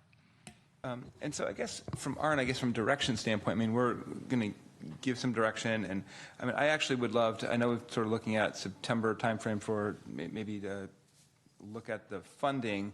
I wouldn't mind if there was an opportunity in the August timeframe to sort of have you come back and sort of report back. You've gotten a lot of information, you've gotten feedback from people, to be able to come back and say, we met with all these groups, we had this, just to get one more update around it, I think would be helpful for me prior to that sort of September timeframe. Yeah, I'd be happy to do that. Sarah? Thank you, Mark. So for me, it's really important to not lose sight that we are stewards of these community funds. Us up here, and the foundation. And these funds are meant to benefit our whole community, right? And I think our first priority should be to do no harm, right? And so I think it's been mentioned many times here tonight that we don't want to be competing for the same dollars from the same donors. And I personally have sat on the PTA, I sat on the SCEF board, I sat on the Parks and Rec Foundation, and from my experience, there's been donor fatigue, there's volunteer fatigue. While I can see that there are perhaps individuals in San Carlos who aren't giving to the educational or, certain organizations untapped funds, I think that's, definitely something to look into. But I feel like, there's been a lost opportunity so far to collaborate with all of these other organizations in town and hear from them. And I would like to see, that work done before we proceed. It was a resident reminded me today when SCEF came into being, there was very long discussions with all of the PTAs about how not to knock on the same doors on Laurel Street, right? You don't want every PTA president and the SCEF board knocking on the same business doors. And that process, that MOU process, took a very long time. So what I'm envisioning with this collaboration with these other nonprofits is not one meeting or one coffee. It's a robust process where every executive director or board member really feels heard, that they've had, an opportunity to communicate, but also to weigh in on the process. I think that these are the experts in town who have run endowments and have been working hard for years out in our community raising these dollars. They are the experts, and they should really be tapped for their knowledge in moving forward with this foundation. My next question, I wanted to ask you, so in the packet, it's discussed that this will be independent from the city. And yet there's a portion where it talks about using eNotify and the city's website. So it does seem like there's some use of city resources, and I'm wondering if you can explain how that relationship would be. Sure. How you envision it. Yeah, when we've talked about any potential eNotify or city social media or city newsletters, we see it as a one-time thing, which is to essentially announce that the council, should the council decide to do this, that the council has decided to do this, that there's a new organization, but that it wouldn't be an ongoing marketing support from taxpayer money. Okay, thank you. When you go out to fundraise, maybe this is too down in the weeds, but has your volunteer base, have you guys discussed what the pitch is? Because I know that tonight a lot of residents raised concerns that there hasn't been a needs assessment. And, you know, I know that we kind of maybe get into the chicken and the egg question here. But I do think that it raises a valid point that maybe we do need some kind of needs assessment, both of our nonprofit groups and, you know, what their needs are and how the foundation could be useful to them in that capacity, and also what our community wants, because again, this is community dollars. What would the community like to see, and doing that kind of robust process? Yeah, I agree. And, you know, we look to some of the needs assessments that the council's done and that the county have done in the past. I would say that, you know, these foundations, in the way that they traditionally work, they're not a top-down, that people up on the board pick, you know, this is the community need, and then they go solve a specific problem. They are a call for grants, and you say, hey, here's our goal. We want to have a positive impact on the San Carlos community. Here's the resources that we have available. Come give us a pitch. And so it is a sort of a market-based entrepreneurial thing where people come in and you assess them and you score them based on what do you think is the biggest impact, how many people are going to be impacted, what are the types of impacts there is. Okay, well, this grant says, you know, 200 more people are going to get alcohol and drug treatment in San Carlos. Okay, this one says we're going to, you know, do after-school basketball programs for, you know, 200 kids. And you have a board of community volunteers who are steeped in an understanding of the needs and the values of the community that weigh those trade-offs and make an assessment of where is the best use of that money. I would say that the reason that we're, when you ask like what the pitch is, the reason that we're asking for some upfront funding is to go through a grant cycle and really to demonstrate to the community that we have had impact. All of the incentives are aligned such that if you don't have impact, then no one's going to give to you, right? But if you can demonstrate and you can say, this is the type of impact that we've had, we make your community better, will you consider contributing for the further enrichment of your community? That's when you can start the virtuous cycle, and that's what we hope to do. All right. I'll just add one more comment. Oh, sorry. no, sure, go ahead. I'm sorry, I thought you had said you were done. I'm continuing to think about this. Sure. I would like to revisit the city having a little more oversight as well, and possibly a staff member or someone on the board. I think that given that this is a large amount of public funds, it's something that I would like to discuss going into the endowment. Just as a comment, as you were saying that, I did had some discussions back with the prior council when we were first kicking around this idea, talking with Jim Ruane, the former mayor of San Bruno. Thank you, Ron. And they didn't do that, but they did include some mechanisms as in their endowment grant to provide some kind of oversight. I don't know how I would be interested. I'd certainly be willing to have a discussion about what, if any, kind of oversight relationships we want to put in, oversight provisions we want to put in when we're talking about the actual endowment grant. And if I may, I mean, we're certainly open to those conversations. I think that, just to throw it out there, part of the reason that we had talked about, it had been suggested, you know, perhaps the mayor should serve on the Community Foundation board or staff member, is that, you know, I think everyone feels like the separation is good, not to give some sense that, you know, you can influence the city by contributing to the community foundation. and that was the reason to have that independence. Or that you could influence the foundation by contributing to the mayor's reelection campaign. You know, that might not be so Either good way, either. that's right. So, all right, so we will include that. Staff, you got that, or we'll have that as part of the discussion. Well, again, thank you very much. Everybody on all the different sides of this issue who came forward and contacted the council and sacrificed their evening to come talk to us. And again, Cameron and David, and Tom Davids, thank you very much for a very informative presentation and interesting discussion. Thank you very much. We are going to take a 5-minute adjournment. We'll start up the meeting again at 10 of 9.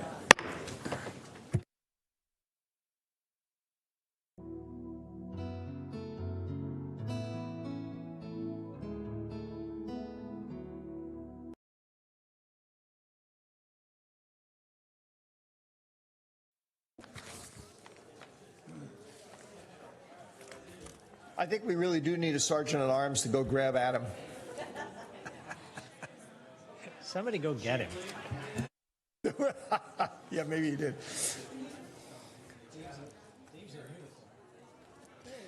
All right. Next item on the agenda is item 9B, another report to council, this time on the wildfire updates. Chief, good to see you. Good evening, Chair Olbert and council members. Dave Pucci with the fire department, here to give you an update of activities since I last reported to you a couple months ago on some of the activities we're doing for wildfire prevention and addressing the wildfire threat to San Carlos. So to remind you, we have on the fuels management portion of our work, we have 2 different funding sources right now. One is Fire Safe San Mateo County, and then one is the FEMA Hazard Mitigation Grant that you approved the funding at the last meeting that I was at. And both those grant projects are in 2 different phases of work. For the Fire Safe San Mateo County grant, there's actually work being done already. So Eaton Park and Big Canyon Park are actively being worked on. We've used some big equipment to bring down some brush, and actually goats arrived today. We're going to have goats in town for the next 30 days. They're going to start off at Eaton Park. They consume the poison oak and the other things that are really hard for the hand crews to work in. And then we're going to move them to another park, and they're going to be traveling around. You're probably going to see trailers of goats traveling around town for the next 30 days or so. So that is actively in progress. They arrived today. For the FEMA grant, we have completed the environmental review for the comprehensive plan for the city, and that is now sitting with FEMA for review. Once they finish their review, they'll look at it and say, yes, we're good with this, or no, we need to make these adjustments, and then we'll be approved for phase 2, which opens up the larger fund of money that we have available to us, which will allow us to really dig into all the city parks as well as some city lots that we've identified that we want to address. And that will include Crestview, Highlands Park, and like I said, some other unnamed just city lots that we just want to address. Since the last meeting, we did hold 2 community meetings that you directed me to deliver. They were very well received. We had approximately 80 people at Domenico Winery, and then at Hiller we had about 150 people. The meetings went very well. We got a lot of positive feedback from them. Got a good feeling from the community. There's a lot of concern out there, and we definitely captured, I think, the essence of what their concerns are regarding evacuation routes, fuels management, emergency notifications.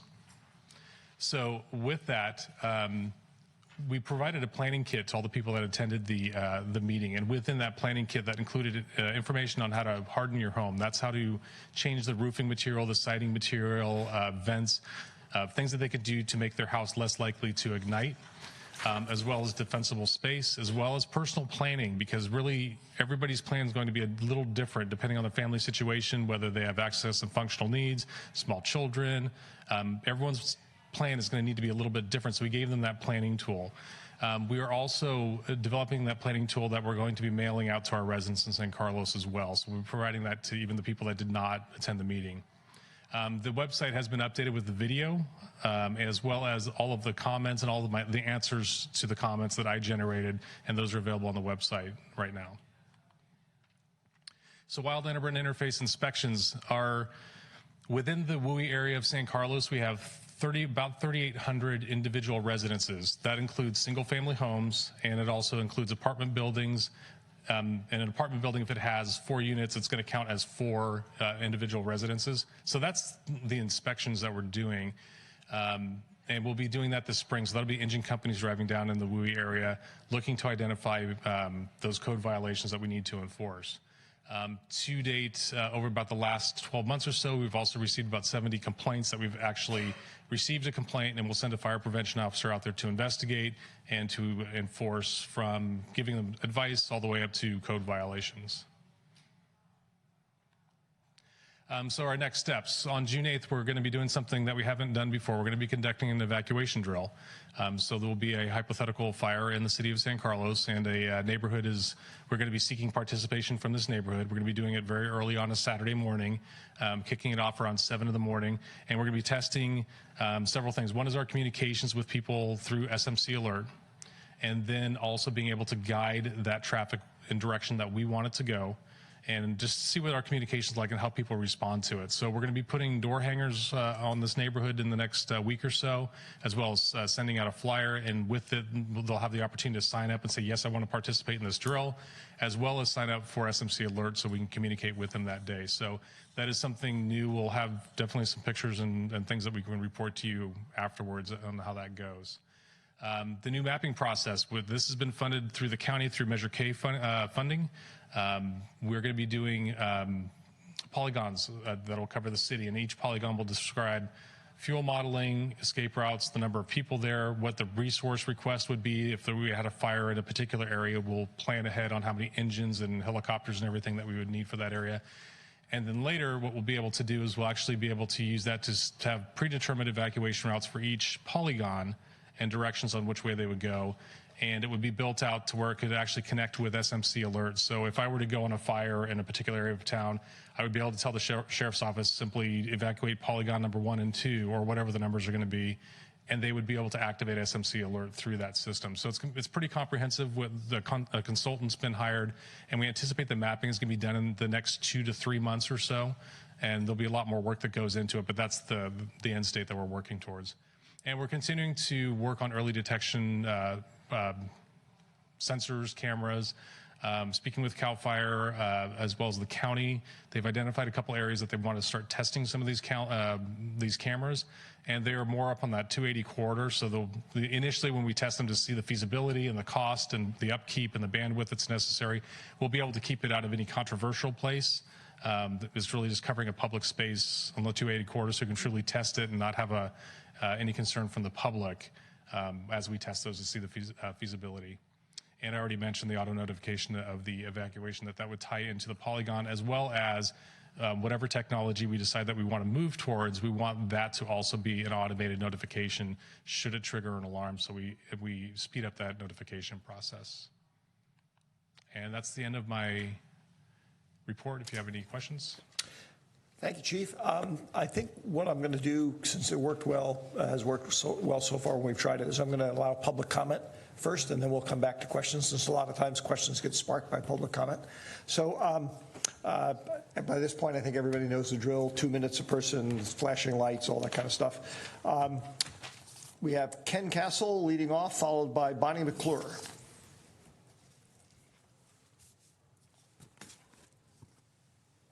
I appreciate the honor of being able to lead off the comment period on these things. I want to first of all commend the fire department for the organization and the management of these 2 outreach sessions. Of course, I worked very hard to get the word out through social media, through a newspaper column that was published in the Daily Journal, and a lot of word of mouth to encourage people to come to these sessions. And I think the way it was organized with roundtable meetings and survey questions. I happened to sit at a table at the Aviation Museum where a couple who lived in the area had been visiting a relative in Santa Rosa when the Tubbs fire occurred, and they gave us chapter by chapter description of the terror they faced, the lack of communication they had, the concern about where they would evacuate in the middle of the night, since it was about 2 a.m., and them personally witnessing cars burning on Highway 101 as they fled the scene. And so that really kind of pushed it home that, it's not so far away from us that these things could happen. I've been indulging in a lot of conferences, one of which recently was a fire weather workshop at San Jose State, where there is a very unique department that looks at fire weather conditions, and learned a few important things. One is that we don't have enough weather stations throughout the Bay Area to monitor microclimates, which can have a big impact on the potential for fire and the directions of fire. We need more stations. We could have one in San Carlos. It would be a good space to have one, in addition to cameras. The second thing that I learned is that the issues that we have are the Diablo winds, which are different than the Santa Ana winds, but they can be very unpredictable, and they can still drive a lot of the issues that we have. And they could possibly give rise to fire whirls, otherwise known as firenadoes, which could happen anywhere. They're still studying those. The third thing I learned is that the lowest moisture content of the day in the middle of the summer is not in the middle of the day during the hottest time of the day. It's in the middle of the night during darkness. And so the fires often happen in the middle of the night. So there are a lot of things that we need to look at, certainly the Highway 280 corridor. And as I've said in the past, let's not put all the burden on the fire department. CAL FIRE is the expert on wildfires.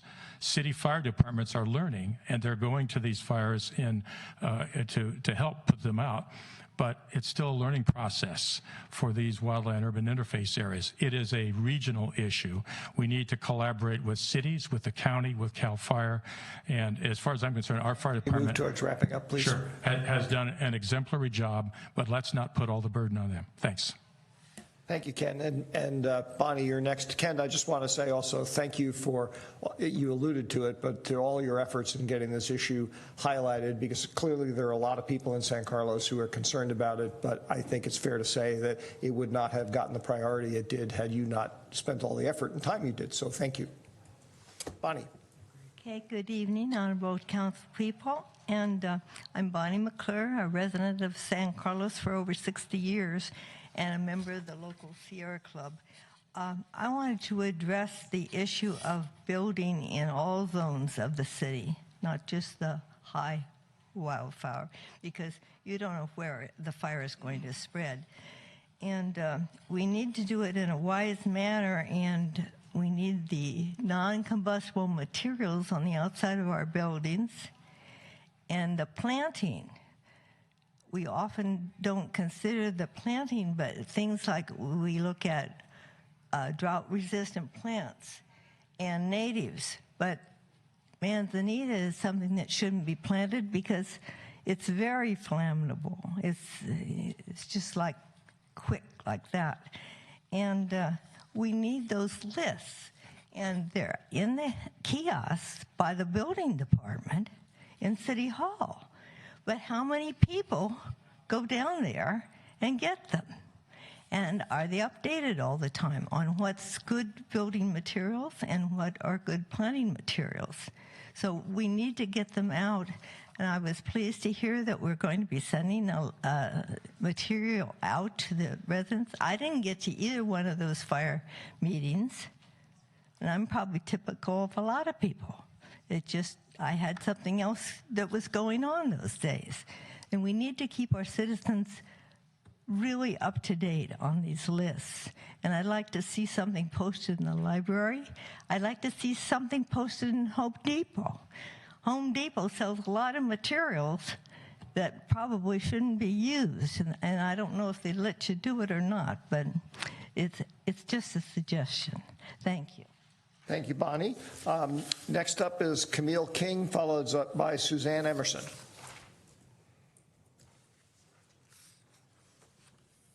Thank you for letting me talk just for a minute. And thank you, Chief, for the work that you've done so far. I went to the Hiller meeting.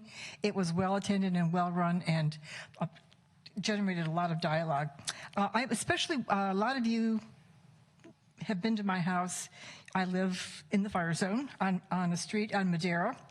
And I think the issue of these narrow, winding roads, parking, and evacuation plans are really, really important. you know, as we saw in the Paradise Fire, a lot of the people died because the fire trucks were coming one way and people were trying to get out, and it just became kind of a clogged up mess.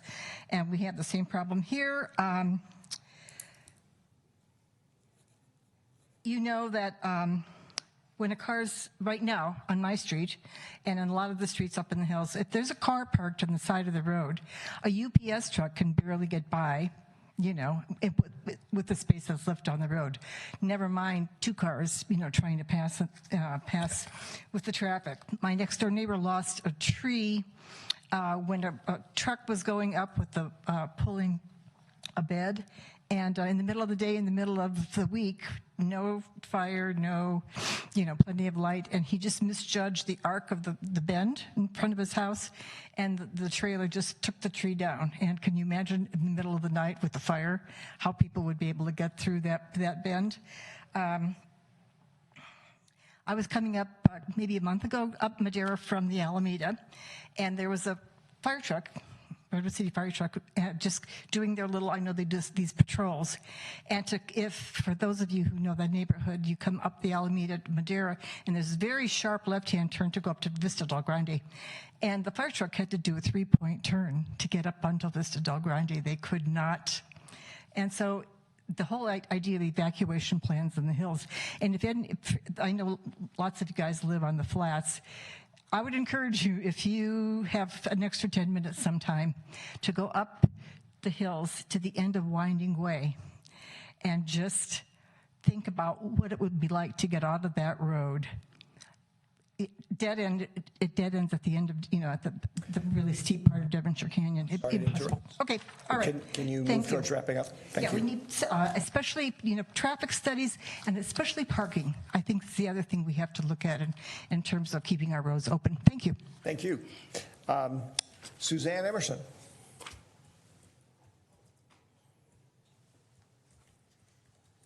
Good evening. Good evening. Good evening, Suzanne Emerson.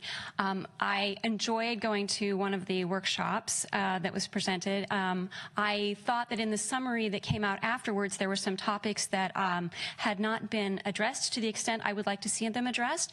I am not speaking in my official capacity on the Transportation and Circulation Commission this evening. That hat is off. But I do have a vested interest in transportation after all those years, talking about that stuff. I'm really interested in knowing more about what our standards should be for how much clear travel lane we should have on those narrow winding roads in the hills, especially in our high wildfire areas, and whether we've got areas where we should be looking at parking restrictions like they're doing in the Oakland Hills in order to maintain the necessary travel width. It might be just on the curviest part or the narrowest part, but currently we don't know what the answer is to where we've got problems and where we don't. I think there needs to be some additional surveying information sought on that issue. I've also had some people suggest that we should be looking for opportunities to create additional evacuation routes. I know there are not a lot of opportunities like those out there. There is a right-of-way on Cranfield, but it covers 3 different jurisdictions. We've got the city, Belmont, and unincorporated county that owns portions of the Cranfield right-of-way. Cranfield right-of-way starts over by the high school and then goes all the way up to the little side street I never remember the name of. It starts with a W. Witheridge Road. So the possibility exists to clear a fire break or to install a gravel road that can be used for emergency purposes. I have no idea whether that's something that would be of a benefit from a fire escape perspective or not. One of the fire reference materials, the San Mateo Santa Cruz Community Wildfire Protection Plan, indicates that clearing unlandscaped vegetation directly next to the evacuation routes are important. Oh no, and then my light is beeping.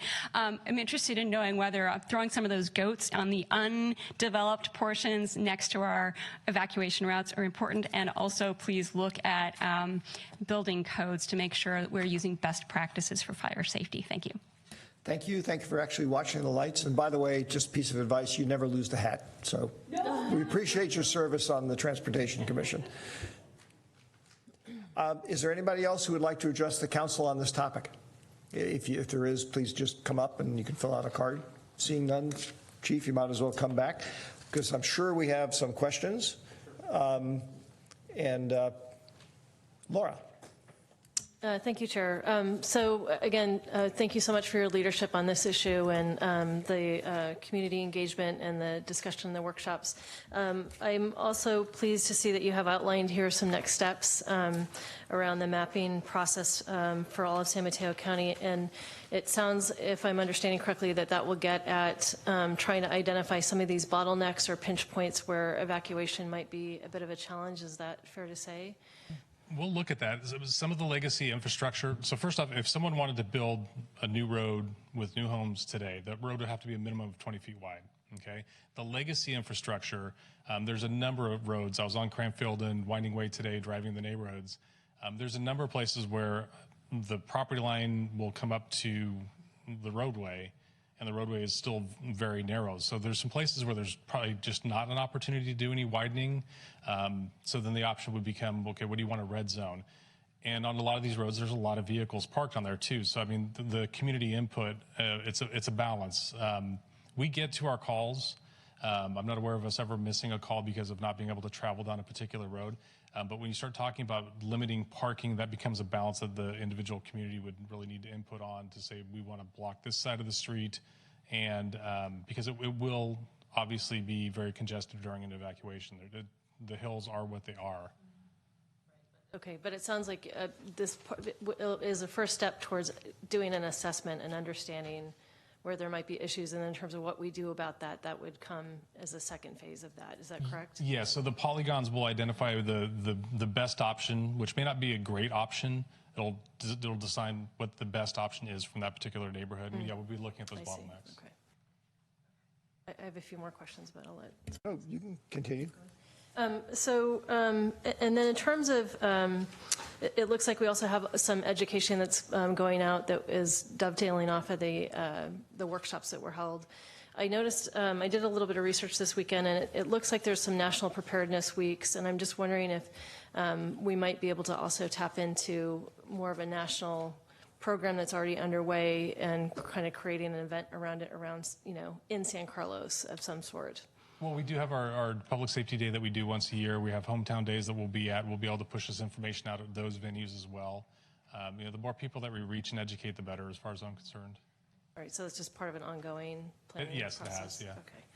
All right, and then the technology review. I read in the report that it appeared that people felt that was rather vague. I think there was a question posed, but not a lot of insight provided in terms of what is the technology, how does it work, what are the objectives, how would it work into the process, of fire detection and mitigation. So, as part of your next step, could you?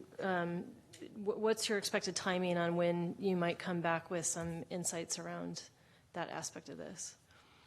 I'll have to speak with CAL FIRE and find out when they're looking at actually installing a couple cameras. The thing with fire technology right now is it's moving about as fast as your next iPhone development. There's so many companies invested in that and so many new potentials out there and the software that goes with it. So it doesn't have to be a camera that's actually watched by a person all the time. So a lot of changes. Let me get back to you on the timeline with that, because I would want to talk to CAL FIRE and really find out when they're talking about installing them along the 280 corridor so we can look at the results from those. And also there'll be conferences and things I'll be able to gather more information, but I think anytime that I'm going to be reporting to you, I'm going to be giving you an update of what we've been able to learn new on the technology side. That will have to be an ongoing thing. And then the last item, thank you for that. And the last item, I also saw in there that people are really concerned about the barrier on Hallmark and Crestview. And I mentioned that to you that day, and you talked about there could be a possibility, for example, of installing a removable barrier that was something that could be removed remotely or that was electronic, as opposed to what we have up there now, because it's a rather tight fit for a car or a fire truck to get through. Could you comment on that? Yeah, the current gate would allow one vehicle out. We could fit an engine through it, but with inches on either side. So would not provide the volume that you would want for true evacuation. I've had some informal conversations with several people from our neighboring jurisdiction, and I'm going to have to talk to my boss tomorrow to find out how we can get that informal conversation to be a little bit more formal, because I think there's an opportunity there. By the way, you can fit motorcycles through there pretty easily. Yes, Adam. Thank you, Chief. Thanks for the presentation. And Ken, thanks for your help on this as well. So just three quick questions. One on the polygon, and you may have mentioned this, I might have just missed it. So I understand you're developing sort of these overlays of polygons for evacuation routes and things. And so what's the notification process around that? What's the plan for sort of letting residents know, or is there a plan yet? Is it still in the works? What the overall plan is to actually develop the polygons. There'll be somebody from the sheriff's office as well as from fire working together with the consultants that are coming in to do this. We developed the polygon that's not just based on roadways, but also topography, how the neighborhood's put together, and the fuel modeling and all that, what the behavior, the predicted behavior is supposed to be. And then once that's done, what the end state, the vision is that this system will tie directly into SMC Alert, which will be able to be activated from the field. It would be from probably a deputy's vehicle, and they would hit the polygons they want to evacuate, and they would launch that message. And that message would talk about the various evacuation routes as well? Yes. Okay. So the message, we can build them however we want, but I would imagine that we'd say there's a fire in your area, your evacuation routes available to you are such and such street. We can change that if we have to change it, it's going to take time, because if the fire behavior changes the instructions, we'll have to create the message. But we can still get that message out pretty quickly. So, and I guess from that end, I mean, I subscribe to SMC Alert. I know a lot of people do, but it's not everybody. So it's how do we, I guess I'd be concerned about getting that message out more broadly, or at least pushing more people to sign up for SMC Alert as well as a sort of practice. That is the quickest system we have available to us for emergency notifications. I could launch a message from my iPhone. But if someone doesn't sign up for SMC Alert, there are other systems. I don't know if you've received an Amber Alert on your phone. That's not a system that you sign up for. That's called iPause. That's something that the federal government has put together. So we can force a message on every cell phone in a geographic area. It just takes time. So the SMC Alert is the fastest. As you start getting to those bigger systems that are more robust, that will interrupt your TV programming, it's the same system. We could change the street signs on 280 when they give traffic alerts and all that. We can do all of that. It's just those systems take longer. The SMC Alert is the fastest option that we have. So it sounds like, and I'm on the Emergency Service Council, so I will take this back to look out for the county, but it sounds like maybe another postcard campaign, maybe once that's done, to sort of alert people that, hey, there's this service that you can get, we'll notify you through SMC Alert, just to try to encourage more signups as well. I know there's other things that process is, but I'd be sort of interested in looking at that. Secondly, you mentioned about the kits that you distributed. Is there an opportunity for other people to get those kits? Can we make them available? What's the way to push those out more? What we distributed was a planning tool. It had the checklists, how to prepare your home, how to prepare your family plan, what you want to pack, suggestions for things you might want to consider so you can get out the door fast so you don't have to think about it. So we're shrinking them down. It's going to be kind of small font, but it's being turned into a booklet. It's being branded, and we're going to mail them out. Awesome. And then, thank you. And then lastly, I guess I know Laura mentioned about some of the roads and evacuation routes. I would be interested to see, as you do an assessment, if there are, I understand some areas are challenging to make changes, but there may be some that have some more flexibility, or if there's some that we can maybe identify as priority routes that we might want to look at and see, are there things that we can do as a council, we can work with you and others to make some changes to sort of improve at least those main evacuation routes. Sure, and I'll share with the data that we develop with Public Works also, so they can have input on their streets. Great, thank you. Sarah. Thank you. Thank you, Chief, for your hard work. I think that you hit the ground running on this issue, and the community has appreciated it. We appreciate it. I think that the preparedness meetings, the wildfire outreach and the community town halls that were done were very professional, filled with tons of information. So really great work on that. And I saw that the videos are now posted on the city's website. And I read your Q&A document as well, which I thought was really thoughtful and very well written. So I'm wondering how we push those things out to the community more, versus like maybe on the city's Facebook page or the newsletter, or how do we kind of increase community awareness that you can go and watch. Ms. McClure said that she was busy on those 2 days and she couldn't make it. So how do we how do we push that out to the broader community and make sure that people know that they can, watch the video and read the document to get answers to their questions? I think I could work with the communication staff and brainstorm up some ideas. I think social media is an easy one. I think we'd certainly do that. Okay, great. And same with the June evacuation. That's a small neighborhood in town, right? And how is the community going to be notified that that's happening? Actually, the Boy Scout troop that was here earlier volunteered to help out with that. So we're going to be putting door hangers on all the houses in the neighborhood that we want to use. And then we're also going to be sending a postcard to them as well. So we're targeting about 300 homes with the hope that we'll get 100 that participate, so we can see how it goes. Okay, and will the larger community know that this is just a drill? And when they see the fire trucks evacuating people, that there's not this mass panic in San Carlos? Yes, we're going to be putting up light-up signs on Edgewood and Crestview and Kenyatta where the focus of this drill is going to be, as well as putting things out on social media. Okay, great. And then I just wanted to build on the SMC alert because I feel it's like 40% of people are registered on the system. I don't think it reaches 40%. I mean, it gets discussed at the Emergency Services Council quite often, and honestly, it doesn't all fall on the county to get people to sign up. It's something that the cities need to do. It's a really important system. Yeah. I don't believe it's up to 40% though. Okay. Is there any way that people can be enrolled automatically and then they have to unsubscribe? So recently, the emergency notification turned into an opt-out system. So hypothetically, everyone would automatically be in it, and you would only not get the notifications if you specifically got your information and withdrew it. But what we're dealing with, and what the county's trying to find a solution is phone numbers aren't necessarily what they used to be. 10 years ago, when I set up the first system in Redwood City, I called AT&T and said, give me every phone number in our jurisdiction. And people had a lot of landlines. But now people live in LA and they move to San Carlos and they just keep their phone number, and there's not necessarily a way to detect that. So it's good in concept that it's an opt-out system, but we're still wrestling with how we're going to actually collect that data. We can still get all the landline stuff is easy.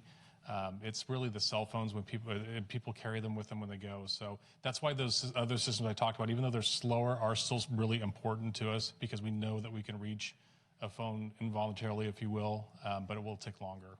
Okay, great. Thank you. You just need to contact the NSA. They probably have it. Ron. Thank you, Mark. Thanks, Dave. Great presentation as always. You mentioned that you got something like 70 complaints you investigated over 70 complaints in the last year. What was the primary nature of those complaints? I was about to say all of them, and I'll go with that because I can't think of anything other than it's all weed abatement and just overgrowth. Okay. Whether it's multiple eucalyptus trees on someone's property that have been unmaintained, heavy brush that just hasn't been maintained, clearances around houses, it's been that. So like a neighbor saying, my neighbor's eucalyptus tree is branches hanging over my roof type of thing. And some of those complaints are about the same problem spot as well. I think Sarah covered this, but about on this evacuation drill, I know you're putting out door hangers and you're going to have signs and that sort of thing. On the actual morning, do you have loudspeakers or is it completely voluntary? No, it's completely voluntary. We're not going to be waking people up at 7 o'clock in the morning unless they want to. All right. But that's why we're doing the sign up on the city website as well as having the sign up for SMC Alert. Well, speaking of that, if there really was an actual emergency, would you resort to like a loudspeaker on a car? Absolutely. Okay, so that's a given. That's routine. Yeah. Okay. One of the things I read in the report, they talked a lot about cameras, and then there was a mention in a couple places about, I think some residents mentioned it at the meetings about sirens. And I remember sirens as a kid. I mean, but it was for a different purpose, so we were doing an atom bomb drill or something. Is that something that is planned or can be incorporated along with cameras? Is it used anywhere? I can't think of a jurisdiction. The problem with sirens is it's a non-specific warning. So a siren in Half Moon Bay means tsunami. So we could do something like that and just educate the public that if you hear the siren go off, that means there's a fire. But then again, does that create a bigger problem for us because now you have all the neighborhoods dumping out onto Crestview and Edgewood and all those routes, even though only maybe a small portion would need to. So the problem with sirens is that non-specific instruction that goes with it. I have one of those alerts in my house that, you know, the smoke detector, and to test it, you push it, and the first thing it says is fire, fire.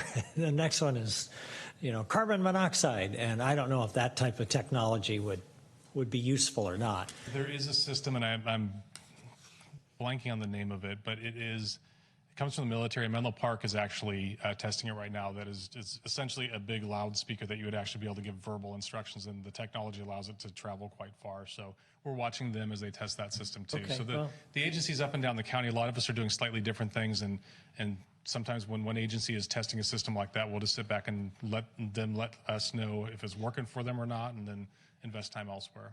Okay. So this came up in a discussion I had recently with Jeff. We were talking about, you know, where we are, where we live. We are, 10, 12 miles from the coast.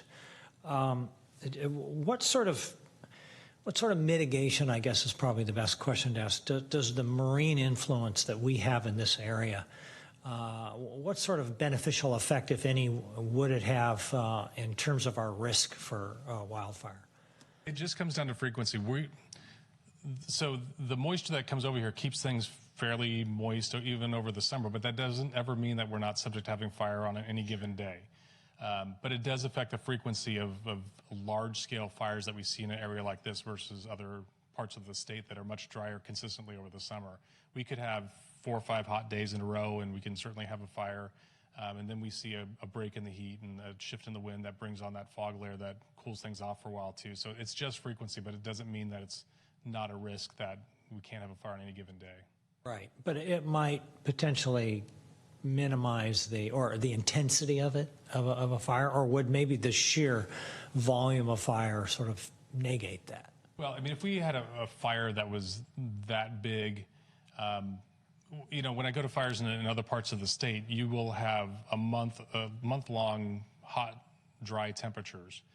Where here, we might have a well-established fire, which we did in Woodside 2 years ago, and it took a couple days to get out.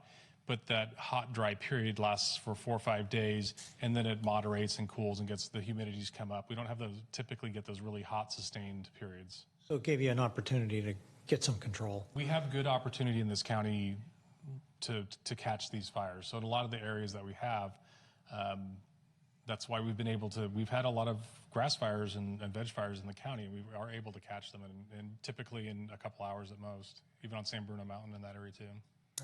Right. I also thought of an idea when you guys were talking about all the outreach that you do. We have this National Night Out every year, and I know that our police and fire departments are very prominent there.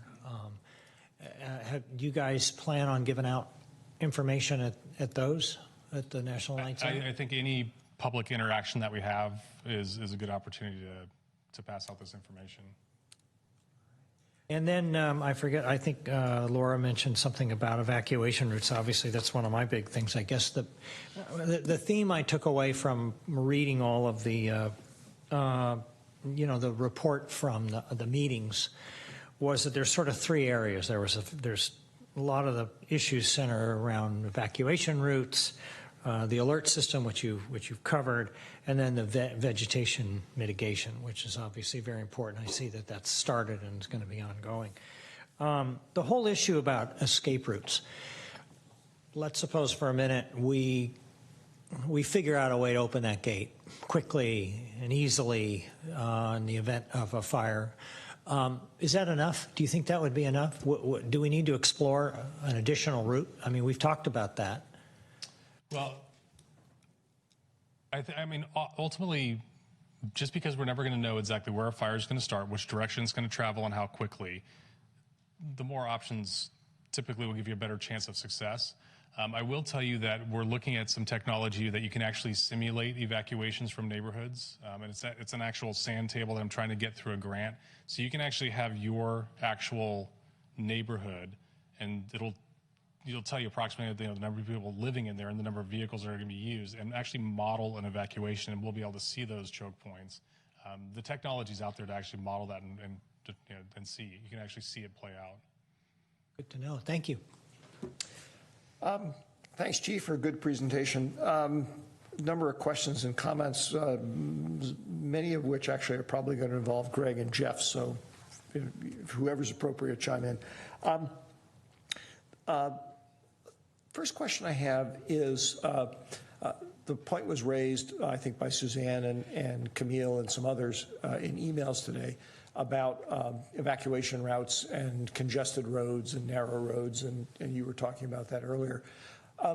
Do we have the statutory authority?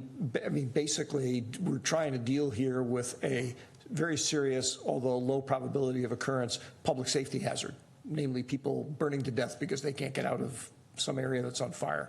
Do we have the authority to just decree, sorry, you can't park along this street? That's one of the few areas where we have almost complete control is over the public rights of way. So we can, the city can regulate parking on public streets. Would it be possible, both, I imagine from your answer, statutorily it could, so therefore the question may become, would there be value in having a system like this where basically during some, we didn't impose no parking restrictions except during certain high risk times.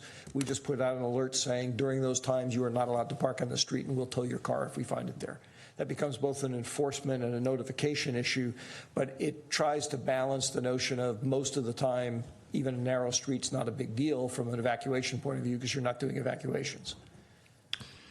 Yeah, the way the parking laws work is it requires posted signage and in order to cite people, but there might be some way to figure out a way to pass an ordinance that would enable a public official to declare some sort of an emergency or some sort of a situation where we can regulate it. But I'd have to really look in to see what the extent of our authority is, and because it could be, you can imagine it might be a problem. Yeah.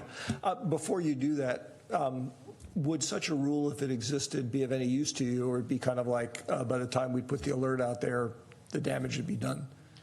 Coming up with a criteria that would make sense to me to have something like that in place would be fairly easy. I would think we determine when we have a red flag day. It's a very straightforward calculation on wind and fuel moisture and temperature. The problem that I would see is the residents on that street, to be able to enforce it, how would we know that we notified it? We could launch an SMC alert, which we are planning to do this summer when there is red flag warnings, that we would notify everybody just for awareness, similar to the mountain lion sightings and that kind of thing. I wouldn't know legally if that would be enough to be able to enforce a...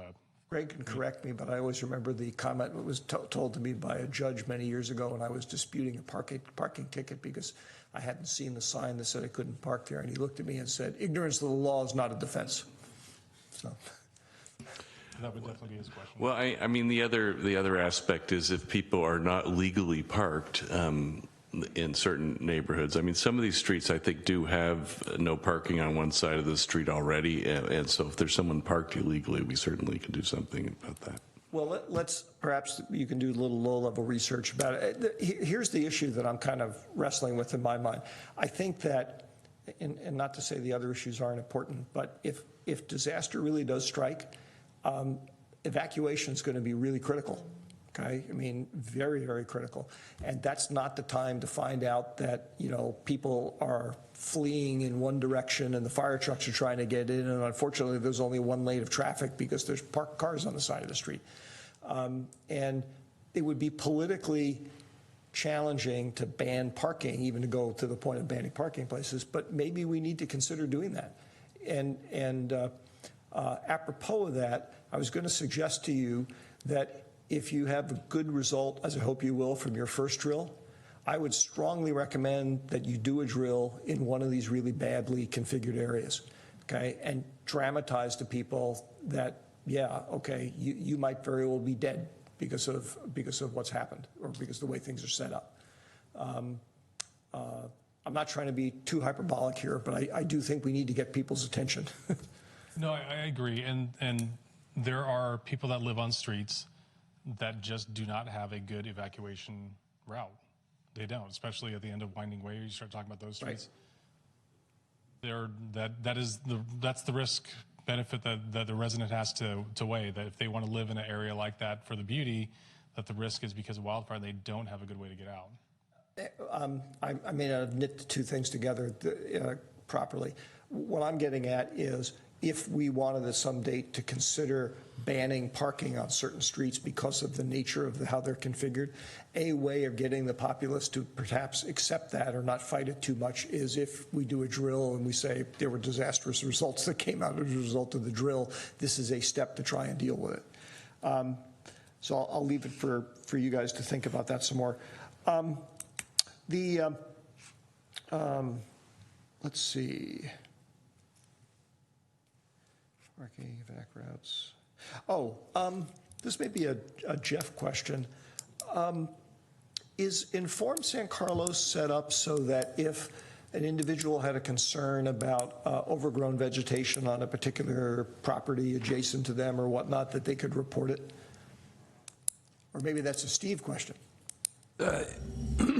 I will answer it as best I can, which is I believe so, and then there we have confirmation. It is so. It is so. Okay.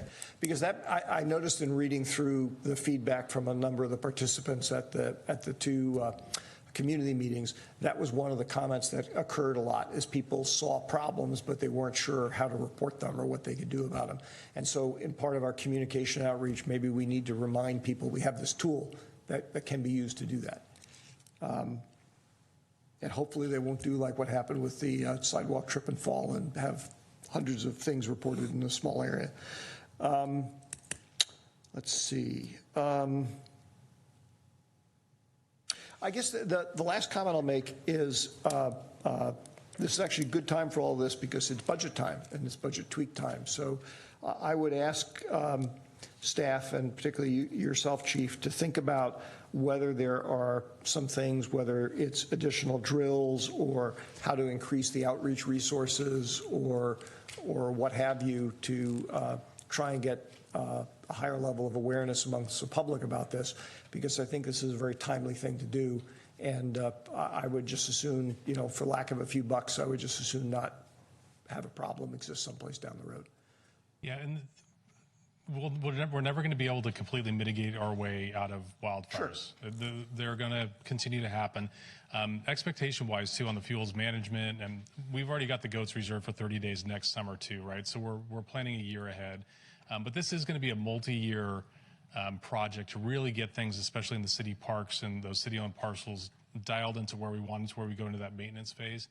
There just isn't the resources out there to get some of the work done, like with CAL FIRE hand crews. We've got them reserved for July and August this year. But there are definitely some limited resources at the state level that we need. We're going to have to be on this for a long time. This is not just a one-time thing. That's fair enough. And I'm glad you mentioned the goats because I wanted to ask you about that. Suzanne, I think either tonight or in an email had mentioned about, I think it was both actually, mentioned about using goats to clear adjacency to rights-of-way, as I recall. When you were talking about goats, my sense was they were on clearing public property, parks and whatnot. Is it possible to use them to clear that kind of situation where I guess it's private property, but it's adjacent to a right-of-way? That's called brushing. And so what our plan right now is, because when we first applied for the FEMA grant, we got X number of dollars, and that was really a pretty comprehensive plan.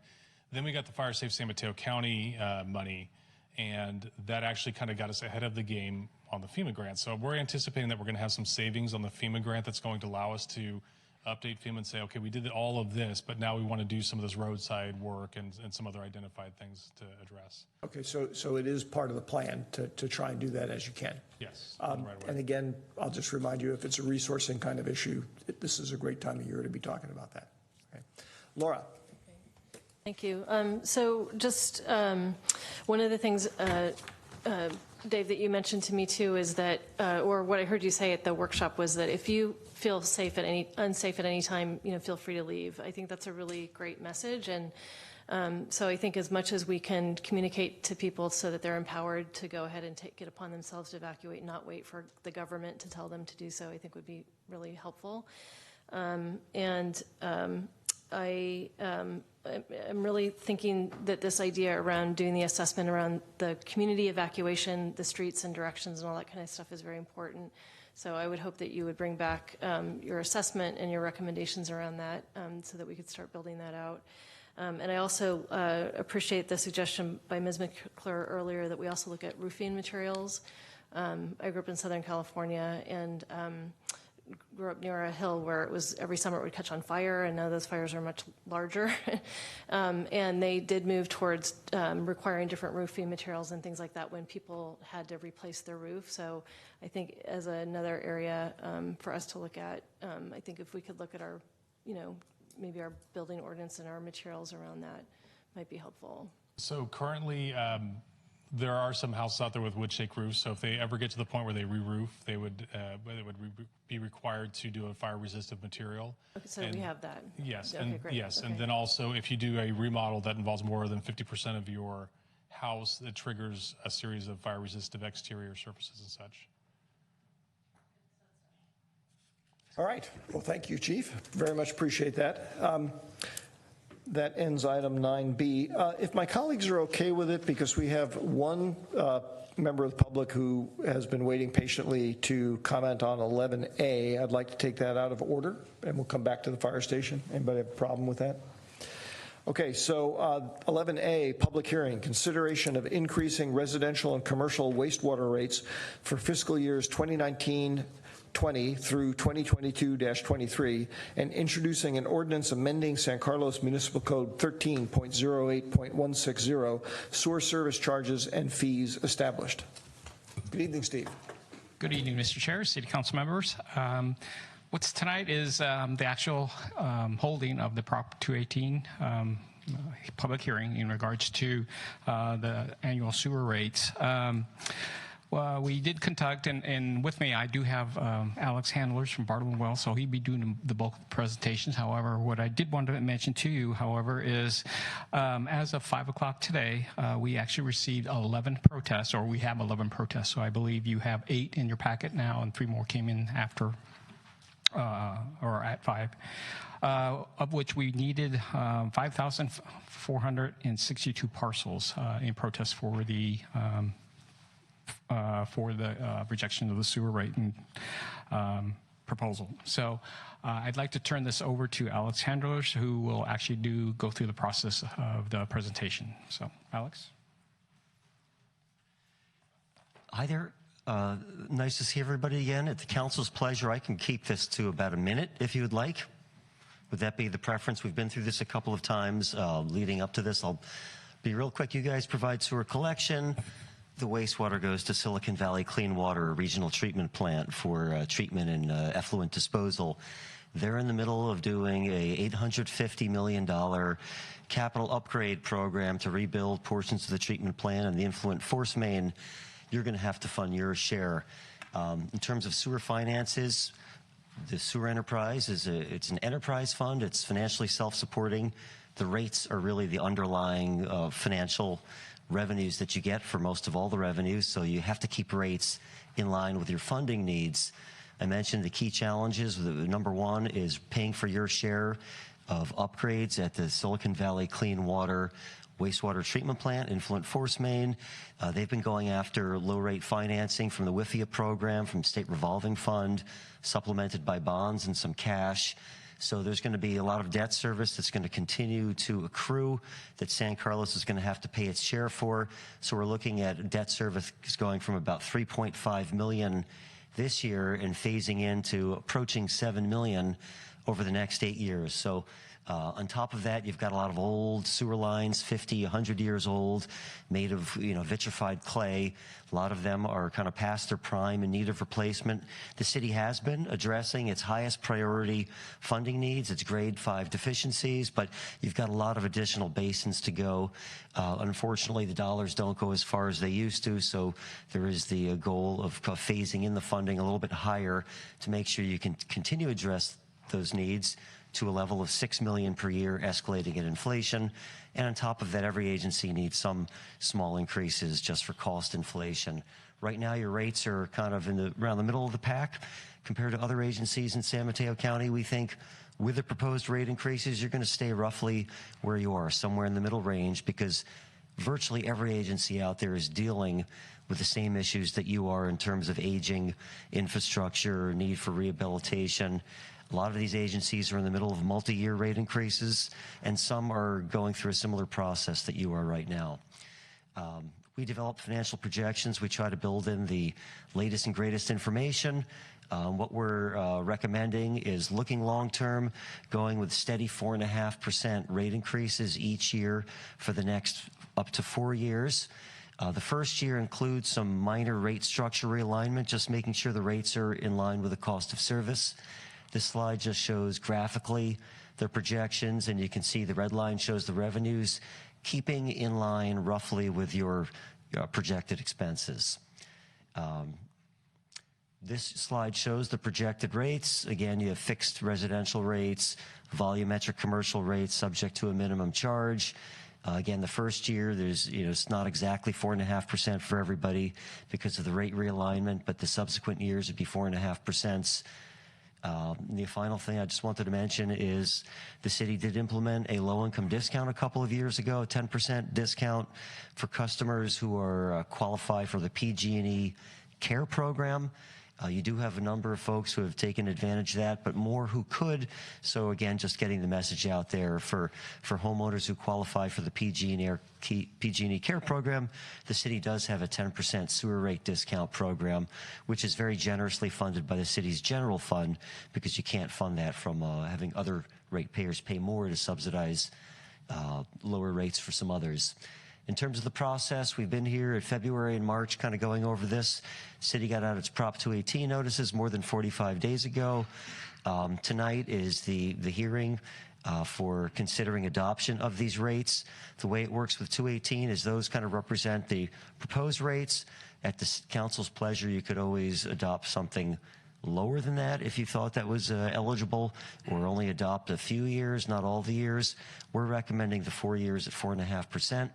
And assuming rates are approved, they'd become effective starting July 1 each year, collected with the property tax rolls for most customers. And that concludes. Turn it over to the council for questions and discussion. Thank you, Alex. That was actually a lot more than a minute, so you should consider a career in politics. But thank you for abbreviating it anyway. No, seriously, thank you for abbreviating. So I'm going to have public comment. I think on this item, can I do public comment This first? is actually a public hearing item, so you're going to open the public hearing for anyone who wants to speak. I thought that happened automatically when I did it, but you are supposed to have everybody speak on every agenda item as well, but this is a technical public hearing. No problem. So we're going to open the public hearing. Does that require council action, or I just decree? Okay. So I have one speaker card from Razmik Belushian. If you'd like to address the council, if anybody else would like to address the council on this topic, please fill out a card and give it to Crystal. Good evening. Good evening. I own a property in San Carlos since 1976. It's a long time. I don't want to count how many years that was. And I owned a restaurant for 32 years in the same property. I no longer own the restaurant. I gave up the restaurant business. However, I sympathize with the restaurant industry, and my property is a small property relatively, and in the past 5 years I've paid $100,000 in sewer fees. And I have only just one little restaurant within that property. And the proposal is that every year the property tax, sewer tax, is going to go up basically $1,000 a year, which is approximately $100 a month. Maybe it's not very much to some people, but in restaurant industry, that's a part-time employee. And I think we should really consider changing our motto of San Carlos from City of Good Living to City of Good Restaurants, because we have so many of them, and competition is intense because of it. It's not so much as that, all the restaurants are full, but they need to make money to pay for these fees. All the restaurants eventually end up paying that fee. It's not really borne by the landlord. Landlord simply is a conduit to collect the money from the tenant. Most commercial leases include that provision within the lease. So I collect my money from the tenant. And probably you would think that why would I even bother to come talk to you today about it? Because it's not money from my pocket per se. But I think the restaurant industry is being unfairly treated and targeted basically for paying a very high rate. I don't think a small restaurant should pay $2,000 a month for sewer fees. That's just unreasonable to me. But I just wanted to make my comment. That was my comment. I just think it's too much money to pay for sewer fees for each restaurant. There's so many of them too. So it's not just my little tiny restaurant that pays $2,000. A lot of them pay $2,000 a month. Thank you for your comment, and thank you for your patience and waiting for the item to come up. Is there anybody else who wants to address the council on this item? Seeing none, I suspect the next item is to close the public hearing. I move to close the public hearing. I'll second. There's a motion and a second. Crystal, would you call the roll, please? Councilmember Palmer Lohan? Yes. Councilmember McDowell? Yes. Councilmember Obert? Yes. Councilmember Collins? Yes. And Councilmember Rack? Yes. All right. So questions for staff? I see, hang on a second. Ron.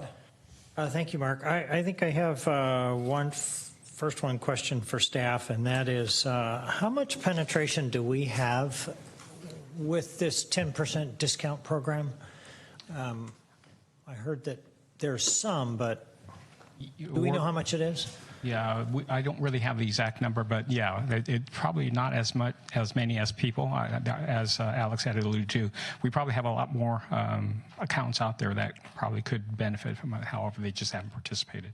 I could actually research that a little bit more and probably get that information to you of what we have today. Yeah, I was almost rhetorical. I didn't really expect you to know. I mean, how do you know how much people make? But I was wondering, for starters, maybe you could write all the people who wrote protest letters and ask them if they qualify, if they're not already receiving a discount. I mean, I really feel for those people, but when you look at the numbers and you look at what our debt service is, you know, we're left with very few options, and they're all, you know, I don't want to say bad, but we really don't have a lot of wiggle room.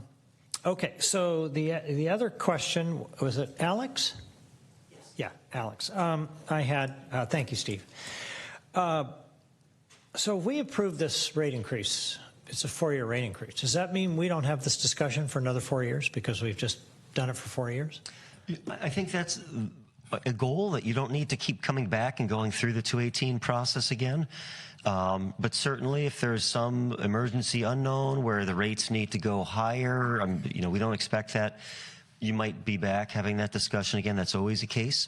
Or if things are turning out a lot better than anticipated and someone's granting Silicon Valley Clean Water a $400 million grant, which we don't expect either, you know, it could be possible that you'd have your staff back here saying things have changed. We don't need to fully implement a 4.5% rate increase in year 3.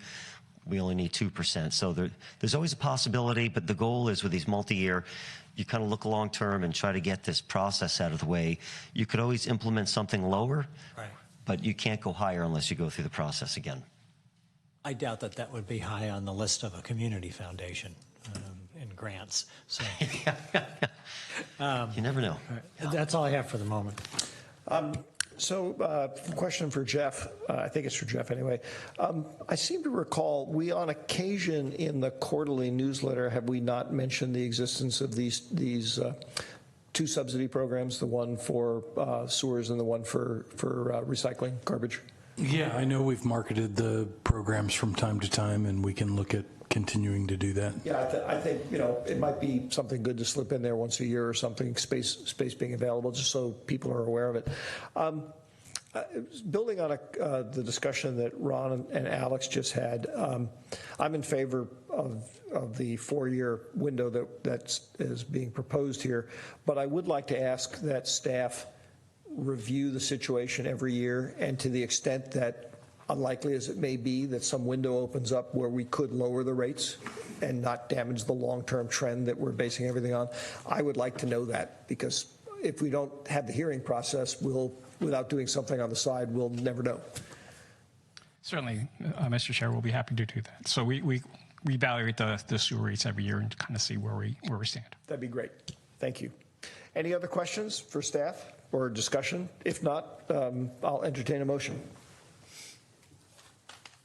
I move to introduce ordinance number 1547. 1547, an ordinance of the City Council of the City of San Carlos amending the San Carlos Municipal Code, Section 13.08.160, sewer service charges and fees established. Is there a second? Second.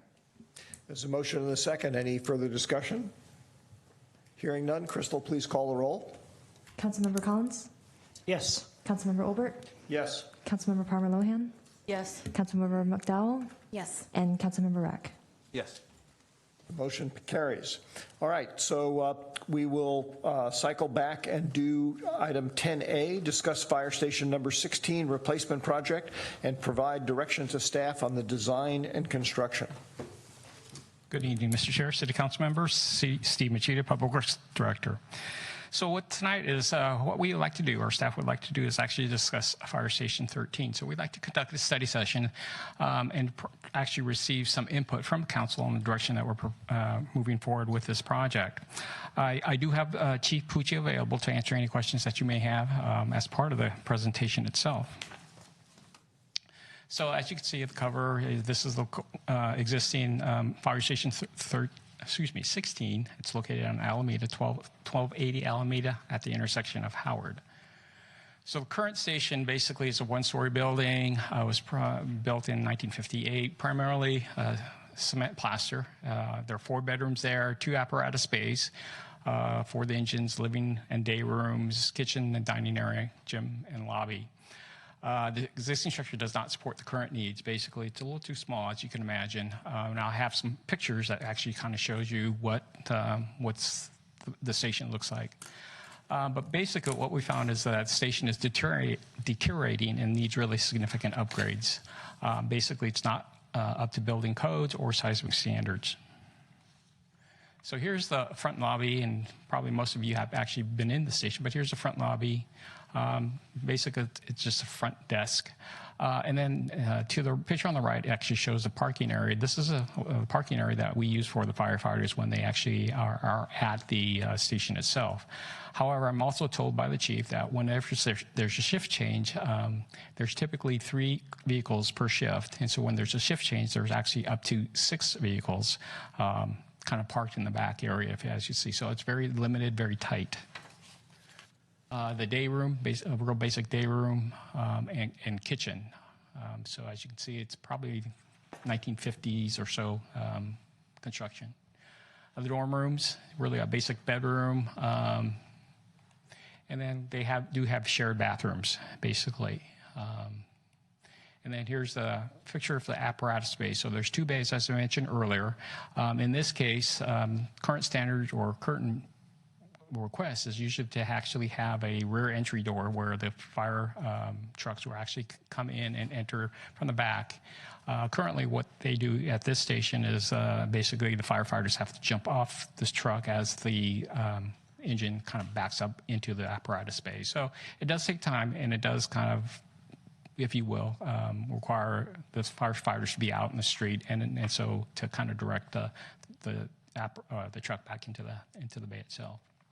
So what's being proposed, from what we hear from our firefighters, is that the station really kind of maintaining the same 2 apparatus space for the 2 fire stations.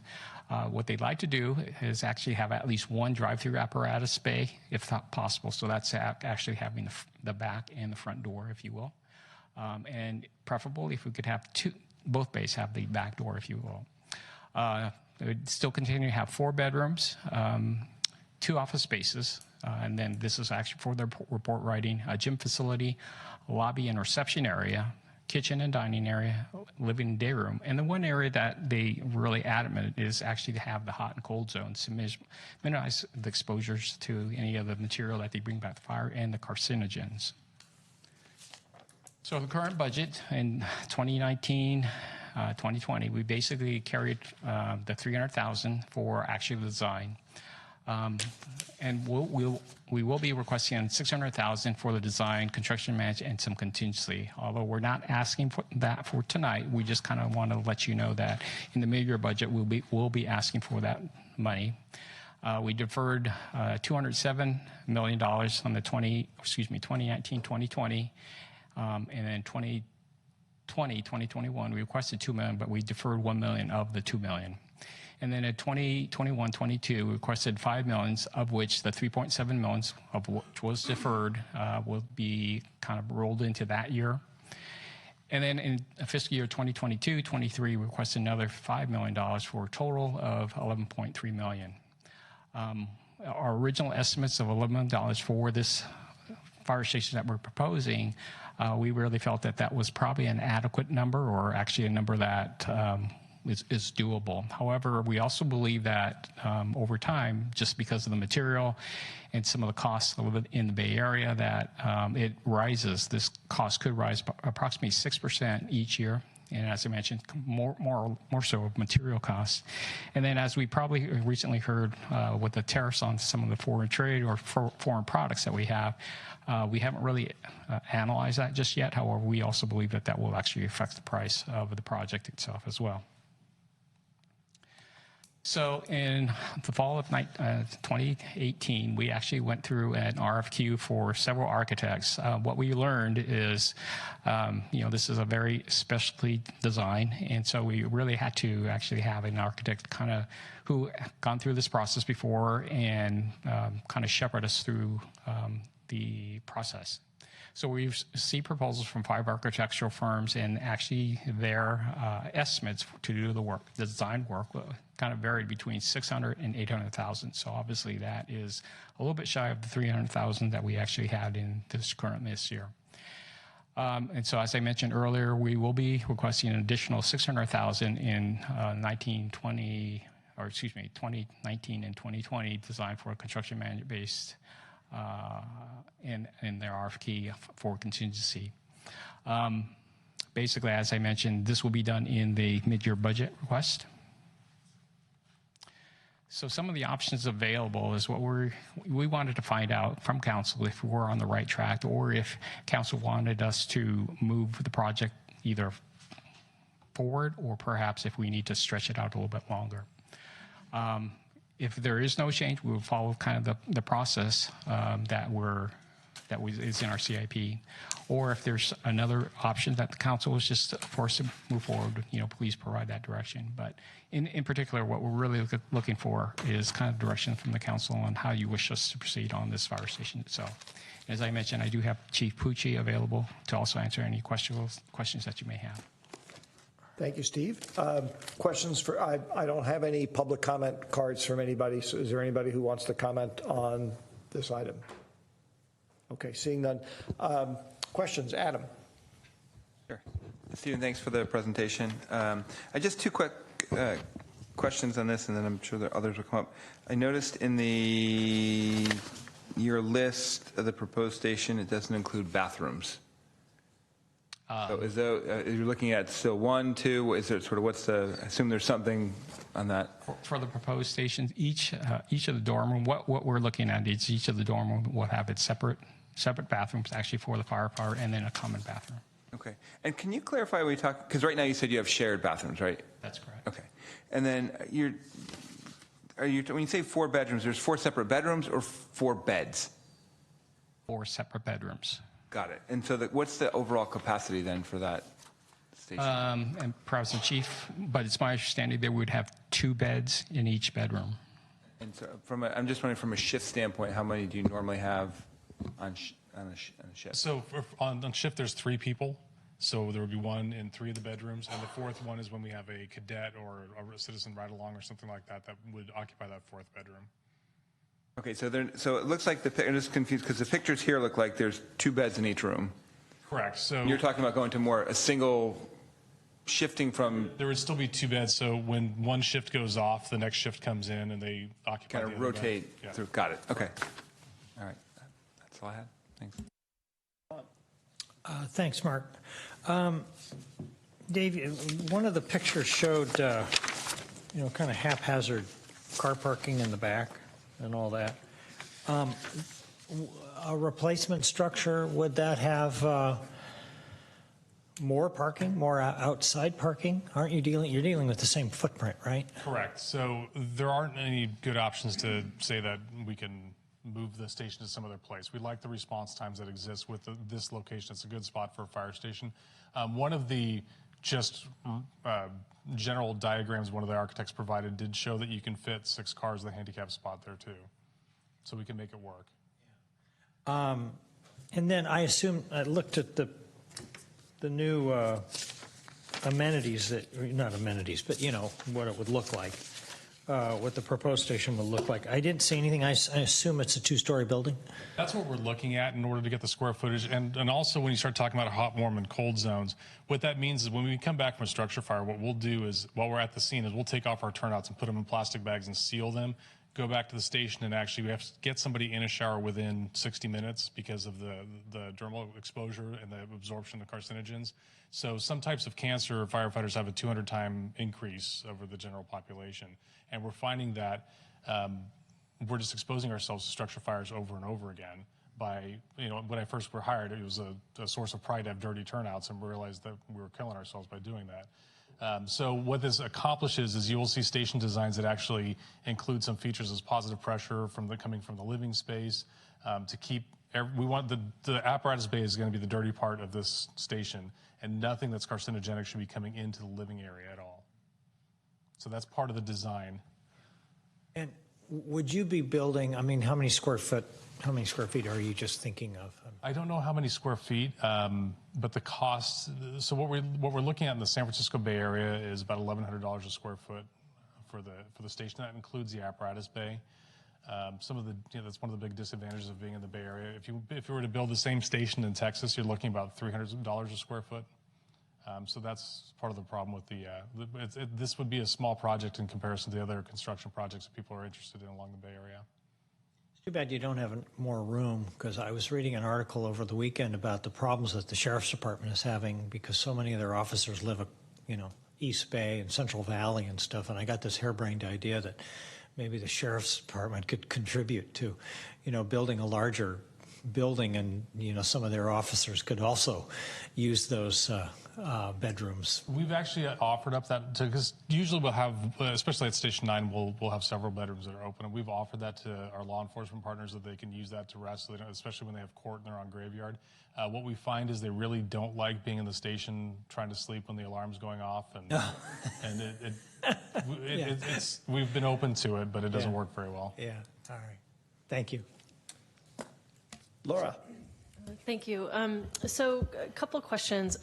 What's the general timeline of this? So does it follow the financing? So one could assume that the demo would happen around the first tranche of financing after the design work, and then could you speak to that? So basically, what we were requesting is probably in the, assuming our schedule holds as we had in our CAP, basically what we'd see is probably the demo would actually probably start in 2021, 22. And then what happens with the current station? Right, we have 2 fire stations in San Carlos. So where would... So we looked at a couple different options as far as where we're going to put the crew of Station 16. We haven't been able to locate a place that we could put a temporary structure up and run them out there. And when you have a temporary station, that ups your cost about $1.4 million a year.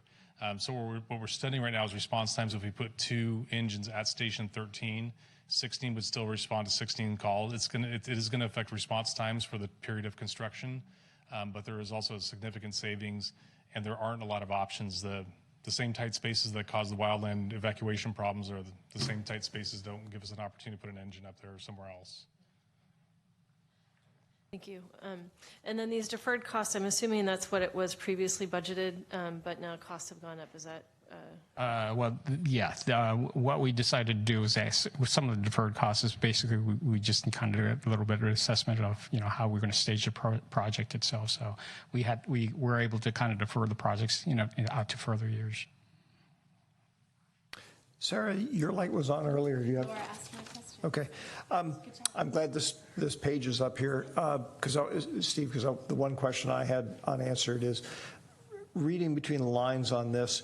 It looks like, for example, you have deferred $2.7 million. It looks like at some point the project was slipped out, a year and a half. And maybe I'm misreading it, but enlighten me. Well, as I mentioned kind of earlier, that this is really kind of a specialty design. I think we originally came up with the $300,000, kind of looking at that would be sufficient to actually do the design of a fire station itself. People on my staff don't have this kind of ability to make that assessment.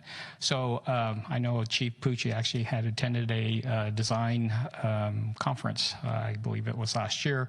And actually that was enlightening in regards to, as you mentioned, the $1,100 per square foot. Certainly that's much higher than we ever anticipated that. So as we kind of reassessed the project, we really felt we had to move some of the costs out. But it's also we didn't really even have any kind of means to pay for or the money available to pay for it. You had to move the project out because the costs had gone up or because you were operating within a budgetary constraint? Well, I think a little bit of both. I think you had the budgetary constraint, but as well as, That's fine. By the way, just as an aside, and this may only apply to me, this type of information about the deferrals and stuff might actually show up better in a tabular format, a timeline format before and after dollar amounts, because then it's sort of obvious that the dollars moved around, shifted a year, 18 months, whatever. That's just a little bit of presentation feedback. So I guess the question I have is, and this is probably a Dave Pucci question, get to put you right on the spot here. Since I presume if the council gave direction, we could say, no, we'd like this fire station rebuilt sooner, okay? Than what's currently in this plan or currently before us. What's the risk to not doing it sooner? What's the risk to the community from not doing it sooner? I don't think there is a risk of not doing it sooner. It would really be a financial question if we were able to do it sooner. Okay, so put it another way, you're not, the two of you are not concerned that like this building is close to falling down. It might fall down in 8 months or something. Well, if we were to have an earthquake, it wouldn't do well, and it is a critical city facility, and that's part of the cost of the new station is it's built to current code standards with steel and everything like that. We're getting by right now, but it is tight. One of the pictures that we took when we were looking at putting this together was showing the engine has about this much clearance from the header as it backs into the fire station stuff. So, it's definitely due, but I don't see a risk of not doing it sooner. I'm not disputing that. What I was trying to probe at is the end of the presentation, staff said, give us direction. And I'm trying to understand what the direction might be, because I presume you guys know how to design fire stations. You don't need me to tell you that you need hot and cold rooms or whatnot, because I would never have thought of that. So the only thing that I saw that was sort of germane to feedback from the dais might be the timing of this. Correct. And I don't have a problem going with the staff recommendation as long as staff as long as lurking behind that is not like, gee, we would really rather not push this out. But we're doing that because the numbers you gave us last year don't work. Numbers we gave you last year don't work. And I'm not hearing that in this exchange. No, and the one thing that we are doing right now is it's kind of a facility that we really don't want to invest money in. So as things are wearing down, we're trying to really minimize that maintenance cost in the station. So it's definitely in a spiral as far as the station goes.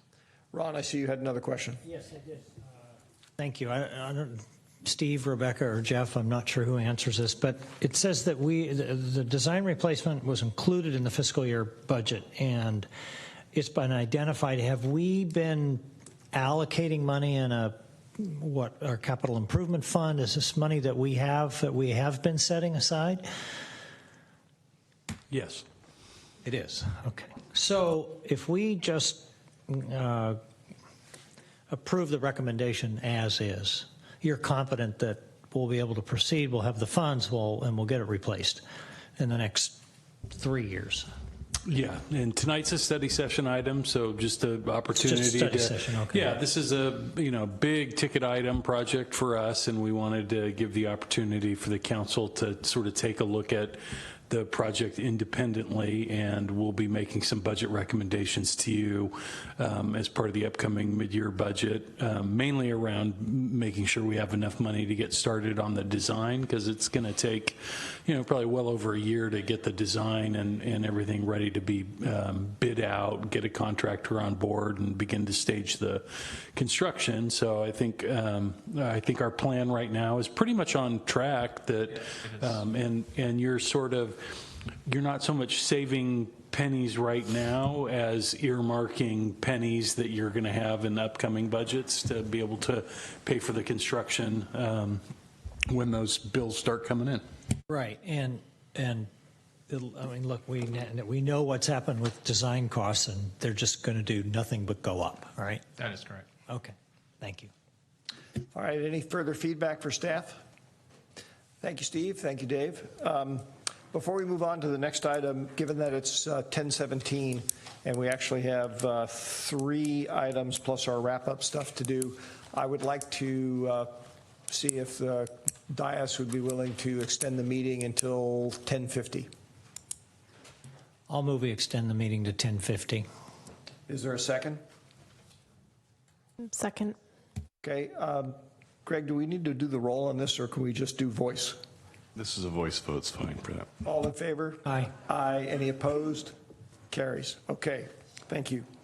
Next item is item 11B, consideration of holding a public hearing and adopting a resolution authorizing the issuance of up to $64 million of solid waste enterprise bonds to refinance outstanding bonds of the South Bayside Waste Management Authority, SBWMA, pursuant to the requirements of the Joint Powers Agreements Law and the SBWMA Joint Powers Agreement, financing the construction of certain improvements to the solid waste management facilities of SBWMA, and making certain findings pursuant to the requirements of the Joint Powers Agreements Law. Steve. Good evening, Mr. Chair and City Council members, Stephen Machida, Public Works Director. Actually, I would like to say these next 2 items, 11B and 11C, are actually related, and they're related to the revenue bonds for the South Bay Waste Management Authority. And so tonight, actually, we have 4 individuals who are making presentation to the City Council. We have Joe Lamariana, the Executive Director of Rethink Waste, John Mangini, Senior Finance Manager for Rethink Waste, Melissa Schick from KNN Public Finance, and Kevin Seval from Stradling, and he's our bond counsel. So I'd like to turn it over to Joe for actually an introduction. Thank you, Steve. Good evening, Joe. Good evening, Mr. Mayor, fellow council people. We're ready for a little trash talking. Yes, yes. Well, tonight is infrastructure night, apparently, from sewers to fire to garbage. Here we go. So thank you for your time. We have 2 items before you tonight for your consideration. As Mr. Machida said, item B is the straight up consideration for refunding the $64 million bonds that we are recommending for replacement of the current $45 million bonds that exist now, and to pull some new money out to do some very necessary capital projects. What is motivating us to do this is the markets. The markets are very favorable right now, and it seems like every day they're getting more favorable at the moment. But about a year ago, our board identified this as an opportunity to refund our bonds and save, at this point, about $10 million in financing fees.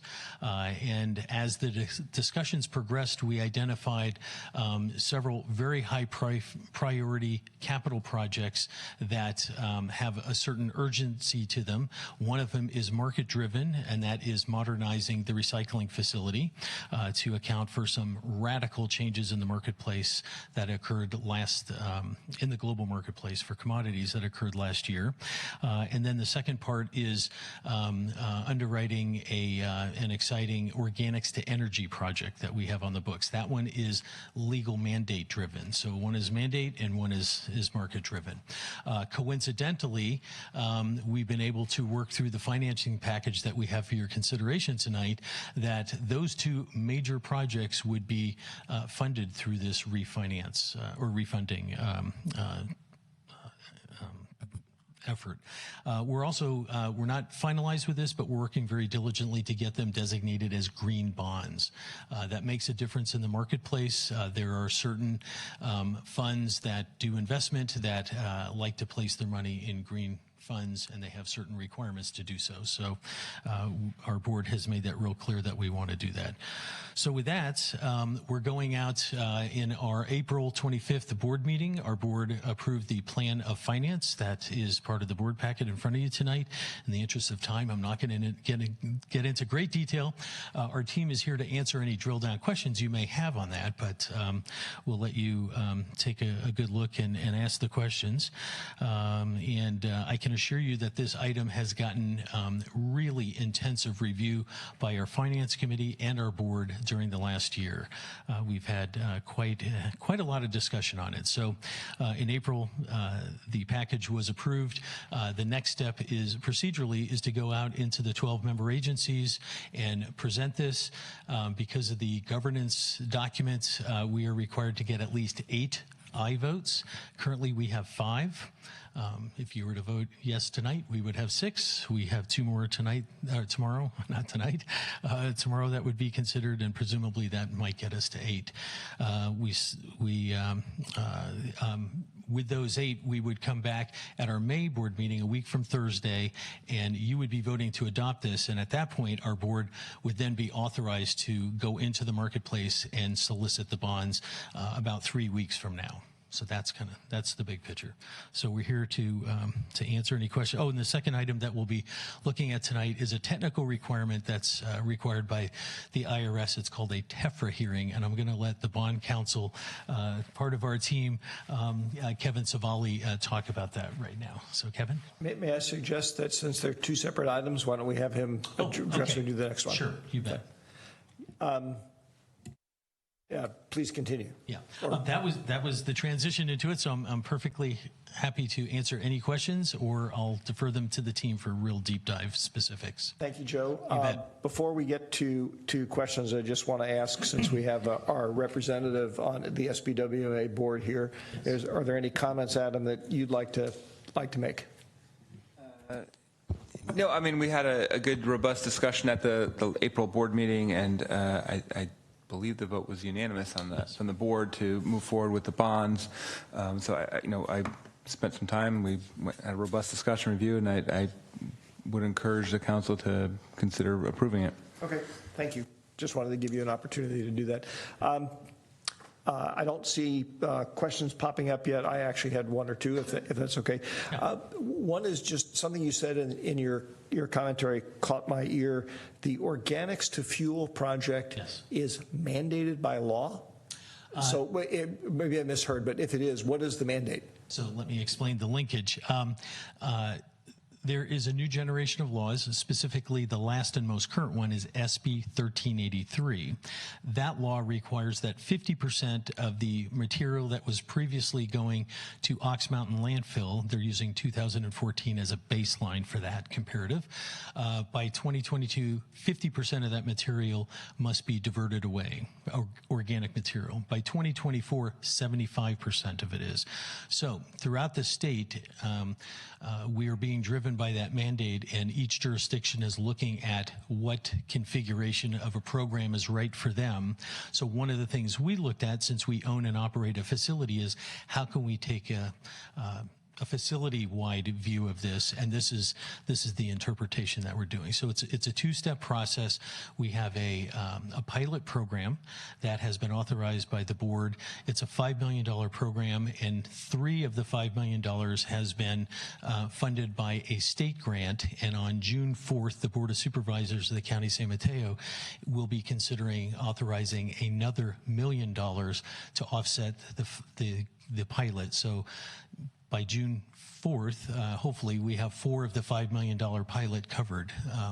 So we're real excited about that. If the pilot is enacted and fully meets the performance that we were looking for in our pro formas, the board has conceptually approved scaling it up to a full scale up. So we would be taking components of the organic material that we're currently getting through restaurants and the commercial side, and components of the garbage, taking them, pulling it together in a mechanized fashion, sorting out the bad stuff, and then creating a slurry that would actually go to almost like an oatmeal type paste. It would go to Silicon Valley Clean Water for anaerobic digestion, and they would harvest green power out of that. So during the pilot phase, the green power, the green energy that they would harvest would go to power their facility. And in the scale up, it sounds like they're going to have excess capacity. And so with the excess capacity, we'd like to get that biogas back onto the site. And a third future project, not included in the scope of this discussion, but a future project would involve the potential of fueling the Recology fleet. So instead of relying on diesel, you'd have cleaner burning fuel, wouldn't have to rely on the worldwide OPEC type pricing scenario for diesel gas, and we'd be very self-sufficient. And we think it's a great story that the material right here in our community that's generated would actually go back into the trucks and fuel them. And Recology has about 140 trucks every day throughout the entire service area. So it's quite a lot of activity out there and would really help each member agency in meeting their greenhouse gas emissions goals in their climate action plans. Thank you. Since I've sort of taken the floor here, I'm going to continue with the other question I had. Ron, I'll give you your shot in a second. From sort of the 50,000-foot view, when I read the material about the refinancing, which in general sounds like a very good idea, it basically refinance creates the opportunity to issue enough new bonds to fund things that would otherwise have to be paid for in a different way. That is correct. Was there discussion given to at the board level to basically perhaps by foregoing some of the projects, okay, to basically provide what would amount to the basis for a rate reduction? In other words, simply lower the cost of the operations. Yeah, that's actually a very reasonable question. We actually had that very in-depth conversation at the Finance Committee level. The Finance Committee looked at it long and hard, and they saw an opportunity to borrow cheap money to finance projects that we felt were priority projects here. So their recommendation to the board at that time, obviously with staff support, was to package the entire bundle together. So while it was mentioned and discussed in a brief sense at the board level, I don't want to misrepresent it. It was really fundamentally evaluated at the Finance Committee level. As I said, personally, in this particular case, I don't have an objection to what happened, but I guess I would point out that one of the risks that all of us serving on public agencies have to deal with is there is a prevalent belief out in the public that, you know, it's kind of like once they start giving, taxes never go down. Once they start giving money to the government, it always stays away, okay? And so by mating these multiple decisions together, you've sort of perpetuated that for good reason, okay?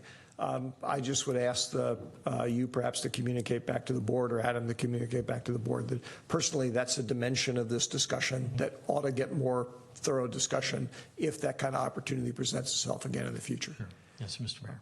I also, if I could just interject, I think the board really saw this very unique alignment of sort of the financing gods, you know, and the rates being in alignment with what these needs were. It would be wrong to assume that we sort of fabricated the needs to tuck into the financing opportunity. That is not. That is clearly not the case. I did not mean to even imply that, but nonetheless. It's kind of like you could imagine a different world where the financial market environment was such that you couldn't do the refinancing. You still had to fulfill the mandates, and what you would be doing instead is coming back to all of the member agencies saying, "Hey, we need you to kick in into a capital program." Okay, right. And that would be a separate decision, which in a sense, is implicit now in the refinance decision, and that's sort of a little bit of the problem I have with it. As I said, I support it in this case, but I just ask you guys, from my point of view, to be a little bit careful about that in the future. Completely understood, respectfully so. Ron. Thank you, Mark. Really just one question. And going through this, it said 2019 bonds will be structured to achieve minimal annual ratepayer impact in the current tip fee rates. Yes. What is that minimal ratepayer? So right now our debt service is $4.1 million a year. The plan of finance package that the board approved was not to exceed $4.3 million a year for the duration of the term. And thank you for queuing that up, because I forgot to mention that we are able to move forward with this with either zero or very, very minimal ratepayer impact on this. So it's, when I get my bill, it's not up significantly. There may be other factors that contributed to being adjusted, and in the next 2 years, there probably will be. So that's why we're actually really thrilled about this alignment of financing rates with our agency's capital needs. So this would not be part of that. Whatever rate increase comes, it's not going to be a result of this. So within the next 3 weeks, with your authorization to move forward, or you're adopting this, the board, our board, SBWMA board, would consider it on May 23rd, a week from Thursday, and that would then be the green light to go into the marketplace. And within about 3 weeks after that, we lock into the rates of what it is then. And right now, they've been slightly trending down because some of this international discussion going on in the international trade. In this particular case, that works in our favor, and then that would lock in perhaps an even more favorable set of finances here. Okay, thank you. Yes, you bet. All right, so this is a public hearing. I will open the public hearing and see whether or not there are any members of the public that wish to address the council on this matter. Seeing none, I will entertain a motion to close the public hearing. Move to close the public hearing. Second. There's a motion and a second. Crystal, would you please call the roll? Councilmember Rack? Yes. Councilmember Olbert? Yes. Councilmember Palmer Lohan? Yes. Councilmember Collins? Yes. And Councilmember McDowell? Yes. All right. Thank you. You're welcome. Any further discussion, or if not, I will entertain a motion on the item itself. Mr. Well, Mayor. I think we're doing we're doing 11B Doing first. both? Remember? Yeah. Oh, all right. Sorry. Right. Okay, that's right. Don't we have to vote on one at a time? Or Yes, Voting on 11B exactly now. what I was stopping from coming up for. Go for it. I move to adopt, hold on, let me find a paper. This is 11B. 11B. Okay. 11B is in Baker. Move to adopt resolution 2019-34. 34? Yes. A resolution of the City Council of the City of San Carlos authorizing the issuance of up to $64 million of solid waste enterprise bonds to refinance outstanding bonds of the South Bayside Waste Management Authority pursuant to the requirements of the Joint Powers Agreement Law and the SBWMA Joint Powers Agreement, financing the construction of certain improvements to the solid waste management facilities of SBWMA, and making certain findings pursuant to the requirements of the Joint Powers Agreement Law. Second. There's a motion and a second. Any further discussion or comments? Hearing none, Crystal, please call the roll. Councilmember Collins? Yes. Councilmember Palmer Lohan? Yes. Councilmember McDowell? Yes. Councilmember Olbert? Yes. And Councilmember Rack? Yes. The motion passes. We will now move on to 11C, consideration of holding a public hearing pursuant to the requirements under the Tax and Equity Fiscal Responsibility Act of 1982, TEFRA, and Section 147F of the Internal Revenue Code of 1986, and adopting a resolution authorizing the issuance of up to $64 million of solid waste enterprise bonds to refinance outstanding bonds of the South Bayside Waste Management Authority and to finance the construction of certain improvements to the solid waste management facilities of the South Bayside Waste Management Authority. Thank you, Mr. Mayor. That is quite a mouthful. If I could introduce part of our finance team, the bond counsel, Mr. Kevin Savali. Kevin? This is one of the reasons you're achieving the savings is because the bonds will be issued as tax exempt. This is a particular category of tax exempt bonds because there's a lot of private involvement. You have private operators of the facility and private haulers are using the facility. And because of that, that's what's driving this particular need. Normally, when you just do a tax-exempt financing, there's no need for a hearing of this type, but because of the particular type. So that's all. It is very similar to JPA approval in the sense of just as the host community, the tax law requires your approval to utilize that particular type of tax-exempt financing. Thank you. Any questions from the dais? If not, this also is a public hearing, so I open the public hearing. Is there any member of the public that wishes to address the council on this item? Seeing none, I'll entertain a motion to close the public hearing. Move to close the public hearing. Is there a second? Second. There's a motion and a second. Crystal, would you please call the roll? Councilmember Olbert? Yes. Councilmember Rack? Yes. Councilmember McDowell? Yes. Councilmember Palmer-Lohan? Yes. And Councilmember Collins? Yes. All right. If there's discussion or questions from the dais, let's do that. If not, I will entertain a motion. You're on a roll. I move to adopt Resolution 2019-35, a resolution of the City Council of the City of San Carlos authorizing the issuance of up to $64 million of solid waste enterprise bonds to refinance outstanding bonds of the South Bay Side Waste Management Authority and to finance the construction of certain improvements to the solid waste management facilities of the South Bay Side Waste Management Authority. Second. There's a motion and a second. Any further discussion or commentary? Hearing none, Crystal, would you please call the roll? Councilmember Palmer-Lohan?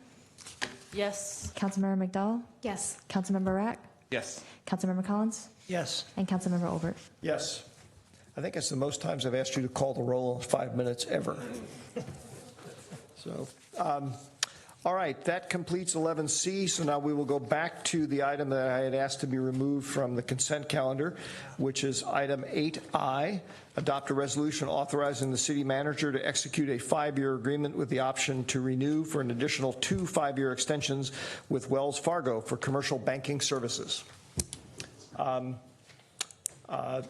may not, Jeff, is there a staff presentation? I have a couple of slides to present just to get into, which I'm happy to do. Yeah, as this was a consent calendar item, there is no formal staff presentation, but we'd be happy to answer any of the questions you have.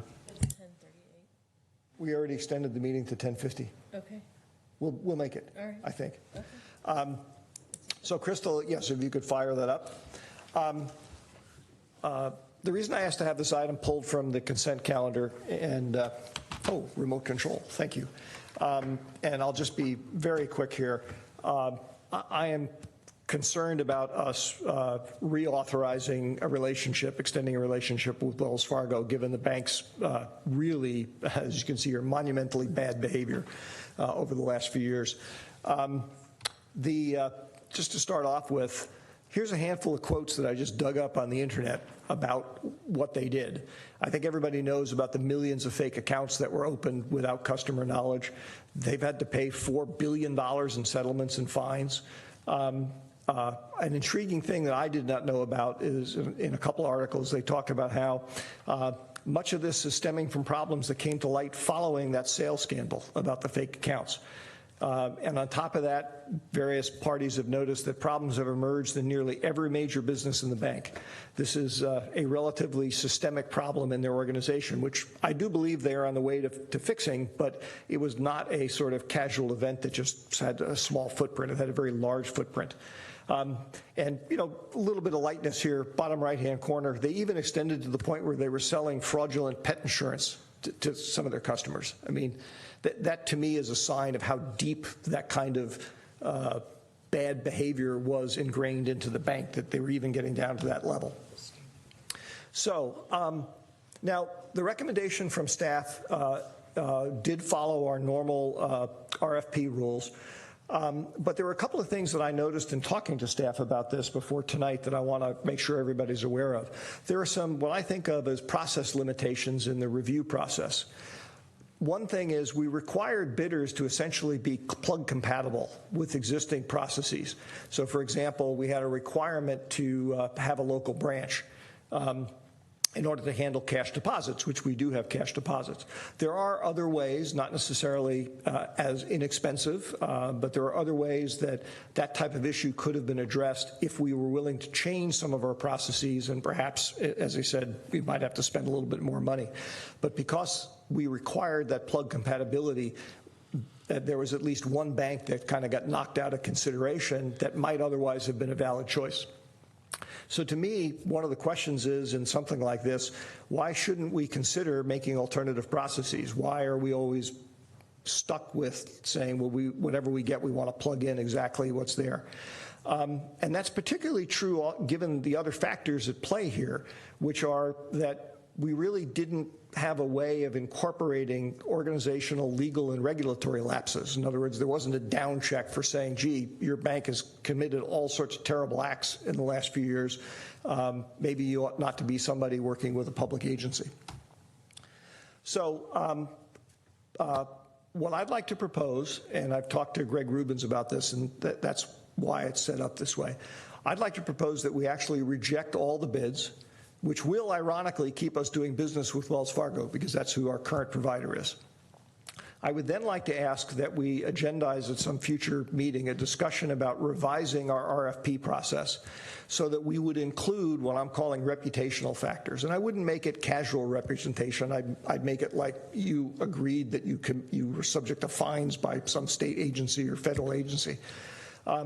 And that we would require evaluation of what it would take to make a bid work. In other words, not just say, well, you don't quite correspond to exactly our processes, so therefore you're out. It's kind of like, well, you're not as attractive because we'd have to change our processes, but here's what those changes would be, and let the council decide whether or not those changes were worthwhile. And then after that, I would ask that we redo the banking services RFP. And that's basically it.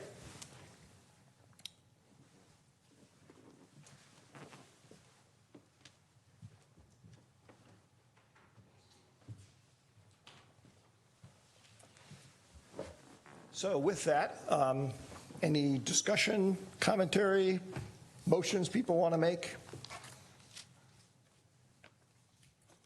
I have a question. I don't even know if I can ask this question. In other words, what does that involve? I mean, do we need to agendize this item for me to ask you, what does this involve? I mean, it's... I'm sorry, what does what involve? Well, in other words, going back for an RFP, just, you know, redoing this whole process. It would involve agendizing a discussion for the council to go through the existing RFP and provide specific feedback to the council, and ultimately approving an RFP that we would then issue. It would go through the normal RFP process. Once it was out the door, staff would evaluate it and present our recommendation to council as we have done today. You know, and you know, this is an unusual item. It came at the request of the council. That's why it's before you. That's why we brought it back. It's well within our signing authority, and typically this type of item would be handled administratively. But as I said, this request had come from the council to go through an RFP process, so we felt we needed to bring it back to the council for action. If I may jump in, just because I ran through a lot of stuff really quickly. The only thing that I'm asking that we do tonight, which we are allowed to do, the agenda item is set up this way, is we simply reject all the bids, which basically says, which we have done in other cases. You may remember with the St. Francis speed humps. They were so expensive, we just said, we're rejecting all the bids, we'll go out again later. So that's the specific thing I'm asking for tonight. Well, let me ask you, is this more about saving money or about punishing Wells Fargo or making a statement? I don't necessarily, I'm not sure how I can fall into one of those categories, Ron. Here's how I feel. Given the magnitude of what they did as an organization, and given how widespread it was, okay, I was the one who brought up the issue a year and a half ago, that I'd like to see an RFP process done on our banking services, because I, at that point, frankly, did not want to be associated with them, okay? To me, as a public agency, we put our imprimatur sort of indirectly on the organizations that we deal with. And, you know, so I'm not really so much interested in punishing them as not in having, rather I'd put it as, I don't want their reputation to sully us, okay? Laura. Thank you, Chair Olbert.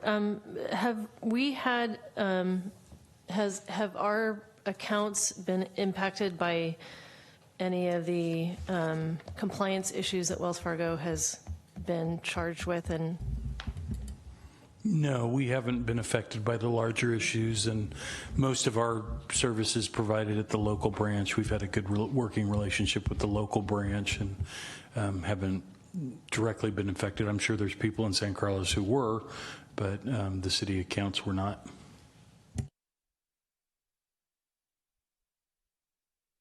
Can I ask, in terms of the process, are there other options for us on the table? Like we could reduce the amount of time for this contract and reevaluate then and sort of do a 2 years and then look at it versus, you know, having a 10-year option. Would that sort of be interesting to you, Mark? I'll try it. Let me briefly answer that, and then Greg can correct whatever I get wrong. We can accept staff's recommendation. We can choose to go, I believe we could choose to go with one of the other banks that staff said, no, we don't think it works, although that's the part I'll have to let Greg decide whether we can do that. But we don't have a lot of flexibility in terms of sort of renegotiating stuff because that's part and parcel of it being an RFP. And that's why, based on my discussions earlier with Greg, I put it up as let's just, the simplest thing to do, the cleanest thing to do is we just reject everything, have a discussion of how we would like all of our RFP processes to work, and then start over again at some point. Yeah, I think, Mr. Chair, I think we would want to, if there are questions about the bid, it's probably staff. Maybe Rebecca has some ability to answer some of these questions. But I mean, what we have is what Wells Fargo proposed to us, and that includes, you know, the rates that they're proposing and everything, but it's probably tied into the terms. So we're hesitant to have you change those terms. But I don't know, Rebecca might have some insight into how. Rebecca, as you come up, please feel free to do that. I'd like to see if there's an interest in extending the meeting until 5 of 11, or if somebody wants to just act on it. I was just going to propose that. Extend the meeting to 10:55. Is there a second? I'll second. All in favor? Aye. Aye. Any opposed? Okay, go. So the RFP that was issued under these scenarios that we would do this length of a contract. So that's what the banks responded with. And just as a little background, the RFP was developed and reviewed with our financial advisor. We spent about 2 months putting the RFP together. The RFP was issued in February.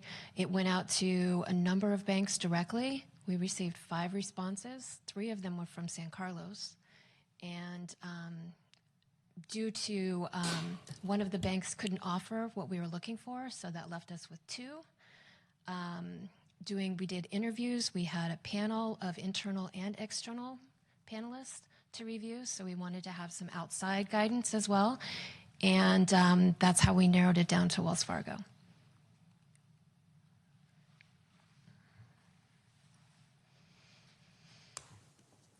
And you know, the only comment that I would make, or sort of repeat, that I made earlier but may have passed by, is there might have been other options available if we were willing to entertain changes to some of our processes. Specifically, the example I used was cash collections. We do collect a little bit of cash, which it is convenient to be able to walk down to the bank and not hire an armored car to take over. I don't want to minimize that. That's a legitimate business issue. But I believe there could be ways of eliminating that, restructuring things so that we don't have that need anymore. And that type of flexibility, in other words, not just saying the bank needs to plug in exactly with what we've got, but that if we made some changes, we could pick another bank. That's part of what I was saying I personally would revise our RFP process for. I don't want to try and cut off discussion here, but in the interest of not having to extend the meeting yet again, you know, I think I hope it's reasonably clear at this point what my concerns are. You know, it's up to the majority of the council what it wants to do. So, as I said, if somebody wants to, you know, but if it would make it easier, I'll make the motion to reject all the bids, and we'll see if there's a second. So, I move that we reject all the bids. And there is no second, so I will see if there are any other motions. I will move that we approve item, what is it on the consent? 8I. 8I. I think we have to read it probably. Oh, all right, hang on. Let me get to it. Here. Move to adopt resolution authorizing the city manager to execute a 5-year agreement with an option to renew for an additional 2 5-year extensions with Wells Fargo for commercial banking services. Second. All right. Is there any further discussion or comment? Crystal, please call the roll. Councilmember Olbert? No. Councilmember Palmer Lohan? Yes. Councilmember McDowell? Yes. Councilmember Rack? Yes. And Councilmember Collins? Yes. Motion passes. All right. That brings us to item 12, 12A, reflections and agenda setting. Any comments that people would like to make? I had two just brief ones. One is I do hope that relatively soon we will have some discussion on the dais about sort of our timetable and a plan of action of what we want to do on housing. I was thinking a lot about the housing discussion we had the last couple of meetings, and I think we did some really great work. I think we handed out some significant assignments to the housing subcommittee, but I'm unclear about when that's all coming back. And so I'm a little concerned about momentum being lost, basically. So that's something I'll probably bring up again at the next meeting. The other comment I was going to make is we do have a bunch of budget hearings, or a budget hearing coming up. Jeff has already warned me that for a whole bunch of perfectly valid reasons, there are requests for additional resources coming through. And it occurred to me over the weekend, Jeff, as I was thinking about that, I do hope that part of the staff budget presentation will be in some fashion some insight into the cost of existing programs we have that we may wish to either cut or defer or reduce. In other words, not necessarily a purely zero-sum kind of budget, but I personally would prefer that we not just be in the mode of, well, all we're looking at doing is adding. Because I think if all we're looking at doing is adding, we could very quickly end up spending an awful lot of money. And striking a balance there is something we have to have the ability to do, even if we don't choose to do it. Well, the next item is a budget study session, so I think we'd be looking for that kind of direction. We won't be coming in with a complete overview of the budget. This is actually a lot more than we normally do in the off cycle. So getting that feedback now from a council member is important, but we'll need to get that feedback from the council at the budget study session so that what we could prepare presumably then for adoption would be 2 packages, you know, additions plus subtractions to right. I was mostly just reacting to your comment that it was sort of unprecedented, the level of increases that were coming through. And I haven't seen any of them yet. So, Adam, you look like... To just add that I like the idea of looking at both sides of the ledger, so that's it. All right. Well, I saw Ron nod his head, too. I didn't look down this way, so maybe there are other heads nodded there too. Any other comments from the dais? If not, Jeff? Nothing from staff. All right, then I believe we can continue our track record and adjourn the meeting early.